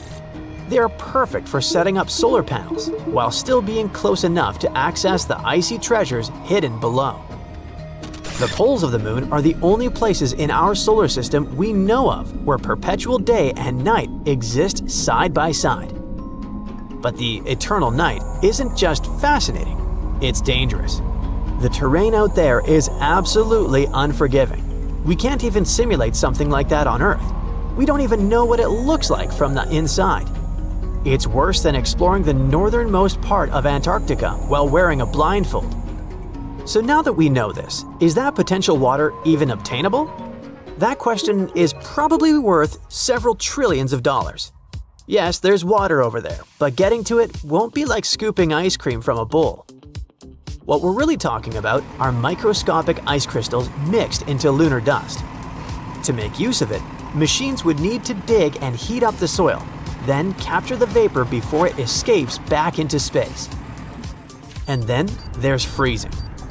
Even assuming a human or rover could safely reach the bottom of a crater, it'd be almost impossible to navigate. Batteries and equipment probably wouldn't last, and it's impossible to use solar panels or electronics down there. They'd freeze in minutes. However, NASA's Lunar Reconnaissance Orbiter uses all kinds of radars and sensors to sniff out what the crater looks like inside. And now there's an even sharper tool, Shadow Cam. A camera so sensitive it can capture details in light 100 times dimmer than what our eyes can see. Basically, the ultimate night vision device. With it, we can finally map those pits without even setting foot there. That's why engineers are thinking up all sorts of clever solutions. Some concepts involve nuclear-powered rovers with headlights strong enough to carve through the dark. Others want robots that rappel down crater walls or hop across the floor like pogo sticks. There are even ideas for drills that could melt frozen soil and trap water vapor like condensation on a cold soda can. The silver lining is that this water isn't going anywhere. Until we improve our technology, the supply will wait for us. That being said, space agencies are already making advancements. In fact, more than half a dozen new missions are lined up over the next few years. NASA's Artemis program is getting ready to send astronauts back around the moon and then down to the South Pole. China's Chang'e 7 is planning to check out those dark craters.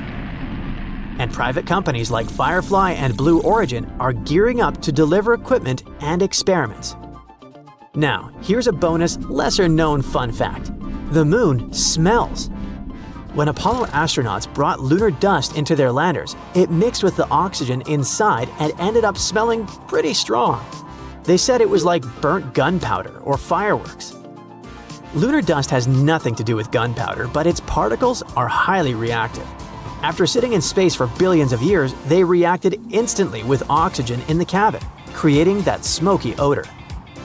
Future explorers are definitely going to notice that smell too, since lunar dust tends to stick to everything. Let's hope that, aside from everything else, scientists will work out air fresheners for the moon base. Soon we might start constructing loads of stuff on the moon. All because India's moon mission has recently detected sulfur near the moon's south pole.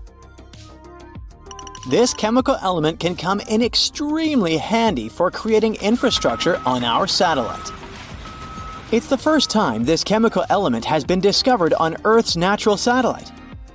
This sought-after element is mostly found near Earth's volcanoes. Its appearance on the moon speaks volumes about the satellite's volcanic history and its past atmospheric conditions. The mission's rover detected this chemical element less than a week after touching down around 70 degrees from the moon's south pole on the 23rd of August, 2023. This historic landing on the lunar surface made India the fourth country to safely land a mission on the moon.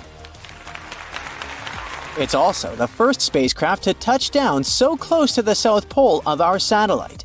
It's an area of strategic importance because it's believed to be home to deposits of water ice. If it turns out to be true, future missions might be able to harvest it and turn this water ice into drinking water or even rocket fuel. For 2 weeks, the lander carried out the data collection, mainly focused on the analysis of the moon's soil and its extremely thin atmosphere. Meanwhile, the solar-powered Pragyan rover started its quest to find frozen water on the moon. As for the lander, it demonstrated another amazing feat on the 3rd of September. The spacecraft fired up its engines and lifted itself for about 16 inches into the air. Then it made a tiny hop to land 12 to 16 inches away from its original position. It's kinda a big deal. Being able to get a lander back off the surface of the moon is essentially for future missions, showing that they can safely return soil samples or even astronauts back home after a lunar mission. In September, the Indian spacecraft was put into sleeping mode. The 14-day-long lunar night was approaching, and the spacecraft wasn't designed to collect scientific data during this period of time. So far, we've learned about a few major findings of the mission. One is related to measuring the temperature of the moon's topsoil at different depths.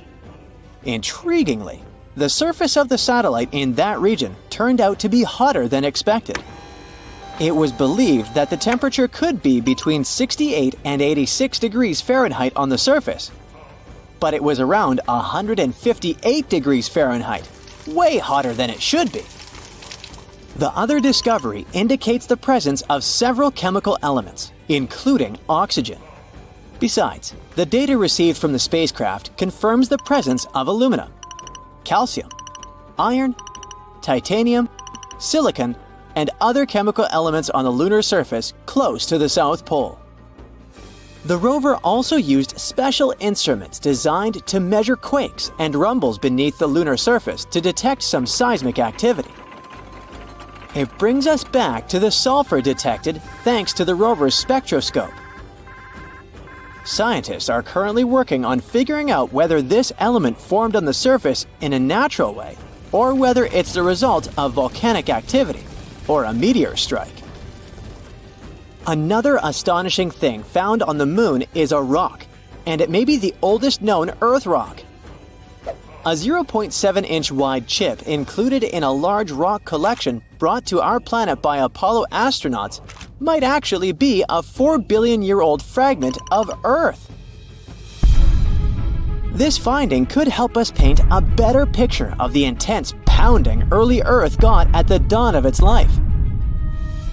It could go like this. Soon after the rock formed, an asteroid impact might have blasted it from Earth. At that time, our planet's satellite was 3 times closer to Earth than it is today. The collision was so powerful that this chunk of terrestrial rock found its way to the moon. Later, this fragment got engulfed in a lunar breccia, a motley kind of rock. Eventually, the rock was brought back home to Earth by Apollo 14 astronauts. Even though scientists had found meteorites coming from Mars and the moon before, it was the first time a rock from the moon turned out to be a terrestrial meteorite. They also found out that the rock had formed in a water-rich environment at temperatures and pressures corresponding to those at around 12 miles beneath the surface of our planet. In 2019, China's Chang'e 4 mission made history by landing on the far side of the moon. The mission's rover helped researchers visualize structures hidden deep below the surface of the satellite, revealing billions of years of lunar history. The Yutu-2 rover made this discovery with the help of its lunar penetrating radar. It imaged deep into the moon's surface and listened to echoes of sound bouncing back off structures hidden from view under the surface of the moon. It turned out those structures were resting at depths of almost 1,000 feet. The research suggests that the first 130 feet under the surface are made up of layers of dust, soil, and rocks. The instruments also discovered a concealed crater that must have formed after a large object slammed into the moon's surface. Long, long ago, ancient lava was likely to be flowing deep underground. Researchers believe that the broken rocks around the formation might be debris produced by the impact. They also found that the volcanic rock layers were thinner the closer they were to the surface. Such a thickness variation of lava flows might mean a decrease in the number and magnitude of eruptions over time. So, lunar volcanic activity gradually dwindled since the moon's formation around 4.5 billion years ago. On the far side of the moon, there is one of the largest and oldest impact craters in our solar system, the South Pole Aitken Basin. Unfortunately, from Earth, you can only see its outer rim, which looks like a huge chain of mountains. It's a ginormous 8-mile deep dent, stretching for more than 1,500 miles in diameter and covering 1/4 of the moon's surface. Astronomers are sure that this crater appeared when an asteroid collided with the moon around 4 billion years ago. And now, look at this gigantic chunk of metal the size of 4 states of Connecticut. As for its weight in pounds, it's enough to say that the number contains 18 zeros. This mysterious mass is hidden about 180 miles under the moon's surface, somewhere in the middle of the South Pole Aitken Basin. It was discovered when GRAIL, which stands for NASA's Gravity Recovery and Interior Laboratory mission, gathered data about our natural satellite. When examining this information, scientists noticed that in one place on the moon's surface, there was a weird change in gravity. After researching this phenomenon, they concluded that something mysterious was weighing down the basin floor there.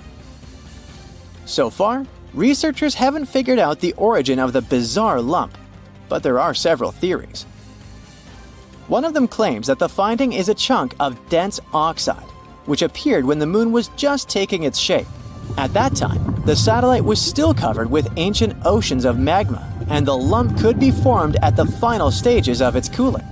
However, most scientists support another theory, according to which the puzzling mass is part of the giant asteroid that once created the South Pole Aitken Basin.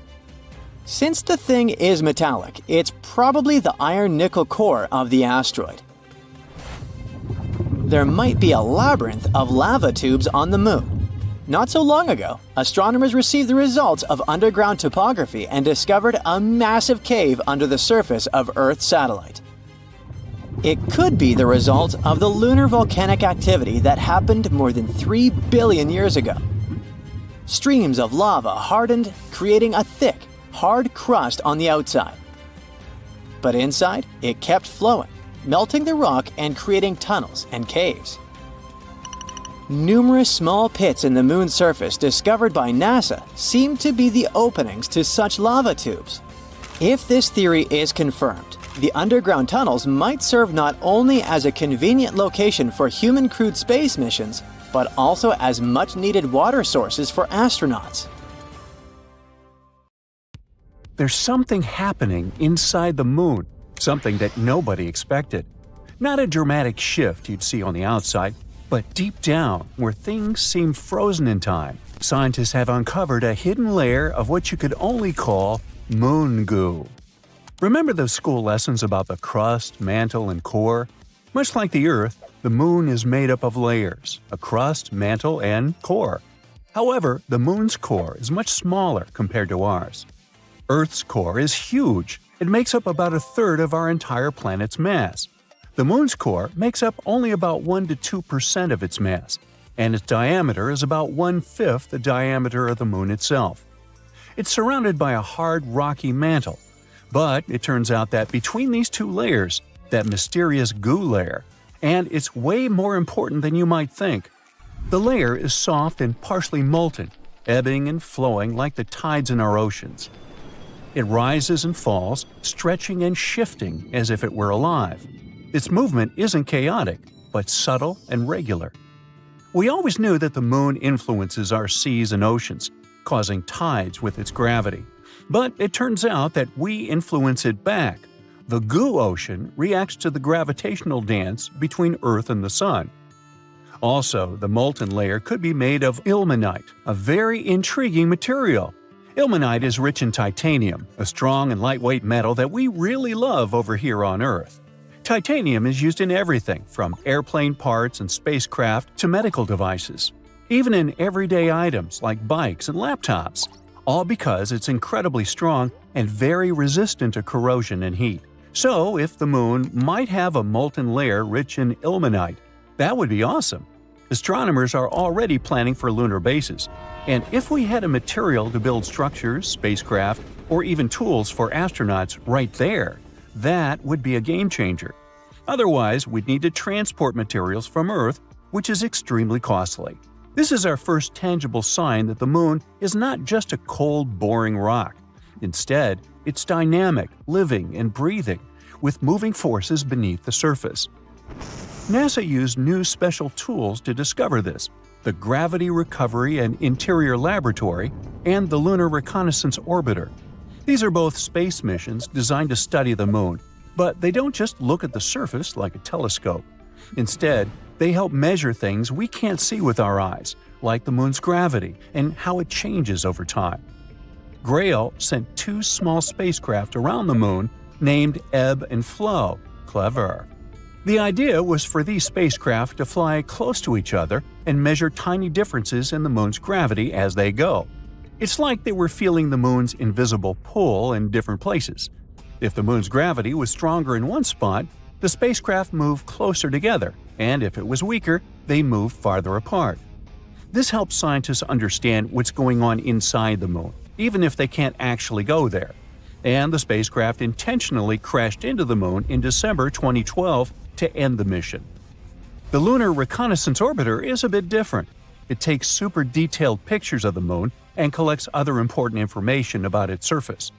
By combining the information from both GRAIL and LRO, we were able to find this goo layer.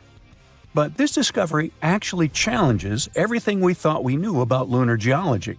How did this molten layer get there? How long has it existed? And perhaps more fascinating, how it stayed warm for millions of years? That's some million-dollar questions. The moon's core generates heat just like ours. But it's not as easy as saying, oh, the core's heat probably keeps it warm and molten. Well, first, the moon's core is much smaller and less active than Earth's, meaning it produces significantly less heat. Plus, the moon is much cooler than Earth in general.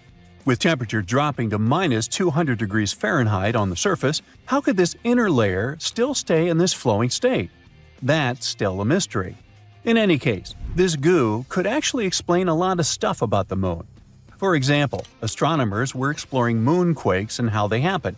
Now they think that it might be this semi-molten layer shifting and moving beneath the surface. Now, beyond the moon itself, it also tells us more about other celestial bodies. If the moon, something we considered basically a huge static rock, has such a dramatic life, what about other planets, moons, or asteroids? Could they also hide similar hidden movements beneath their surfaces? We can even understand our own planet better, learn more about how tides and similar stuff works. There are so many great discoveries we've been making on the moon. Recently, we found some awesome stuff beneath the surface, massive caves hidden for millions of years. For over 50 years, scientists have suspected that the moon's surface is full of underground tunnels and caves. These are known as lava tubes because they were formed by lava. Duh! Millions of years ago, the moon was pretty unstable. It underwent some volcanic activity, causing eruptions. When a volcano erupts, lava can flow across the surface. As the outer layer of the lava cools and hardens, it forms a solid roof of dark material. It's actually what these famous dark spots on the moon are. These are dark, hardened remains of ancient lava. But the hot, molten lava continues to flow through the center. Once the eruption ends and the lava drains away, what's left behind is an empty hollow tunnel, hence a lava tube. On Earth, we have lava tubes in places like Hawaii or Iceland, where volcanic activity has created similar underground tunnels. The same thing happened on the moon billions of years ago, although they're much crazier compared to ours. In fact, lunar lava tubes are now thought to be some of the largest and longest in the entire solar system. One such cave was discovered beneath the famous Mare Tranquillitatis, the place where Apollo 11 first landed, and it's at least 340 feet deep. Now, all these lava systems have remained hidden just beneath the surface, untouched for millions of years. Only now they finally managed to prove their existence. Scientists from the University of Trento in Italy found them using special radar technology and advanced computer methods. These techniques let you see underground by sending radar waves. The waves bounce back and give clues about what's hidden underneath. By analyzing the way these waves reflected back, the researchers could detect the shape and size of the hidden caves. Now, the best thing about this discovery is that we could build all our bases there. These caves protect from radiation, harsh winds, and meteoroids. NASA even found evidence that some of these caves stay at a steady 63 degrees Fahrenheit. That's some crazy coziness for the moon. And on top of that, there could even be some water there. So humans could take shelter inside these natural tunnels and build entire colonies on the moon. And I know what you're thinking. Could unexpected lunar monsters hide deep in those caves? Well, sure. There's a huge potential for exploring these caves and finding some awesome stuff. But even if we manage to find a miracle, like small life or microbial organisms, there's a 99% chance that there won't be actual animals or monsters. It would just be impossible for them to develop in such conditions. But it would make a great horror movie. Researchers want to send robots or drones to explore the tunnels first, and then see if they're safe enough for humans. And it's not just the US getting in on the action. China is also investigating the possibility of using these moon caves as a future base, showing that the race to explore and settle the moon is heating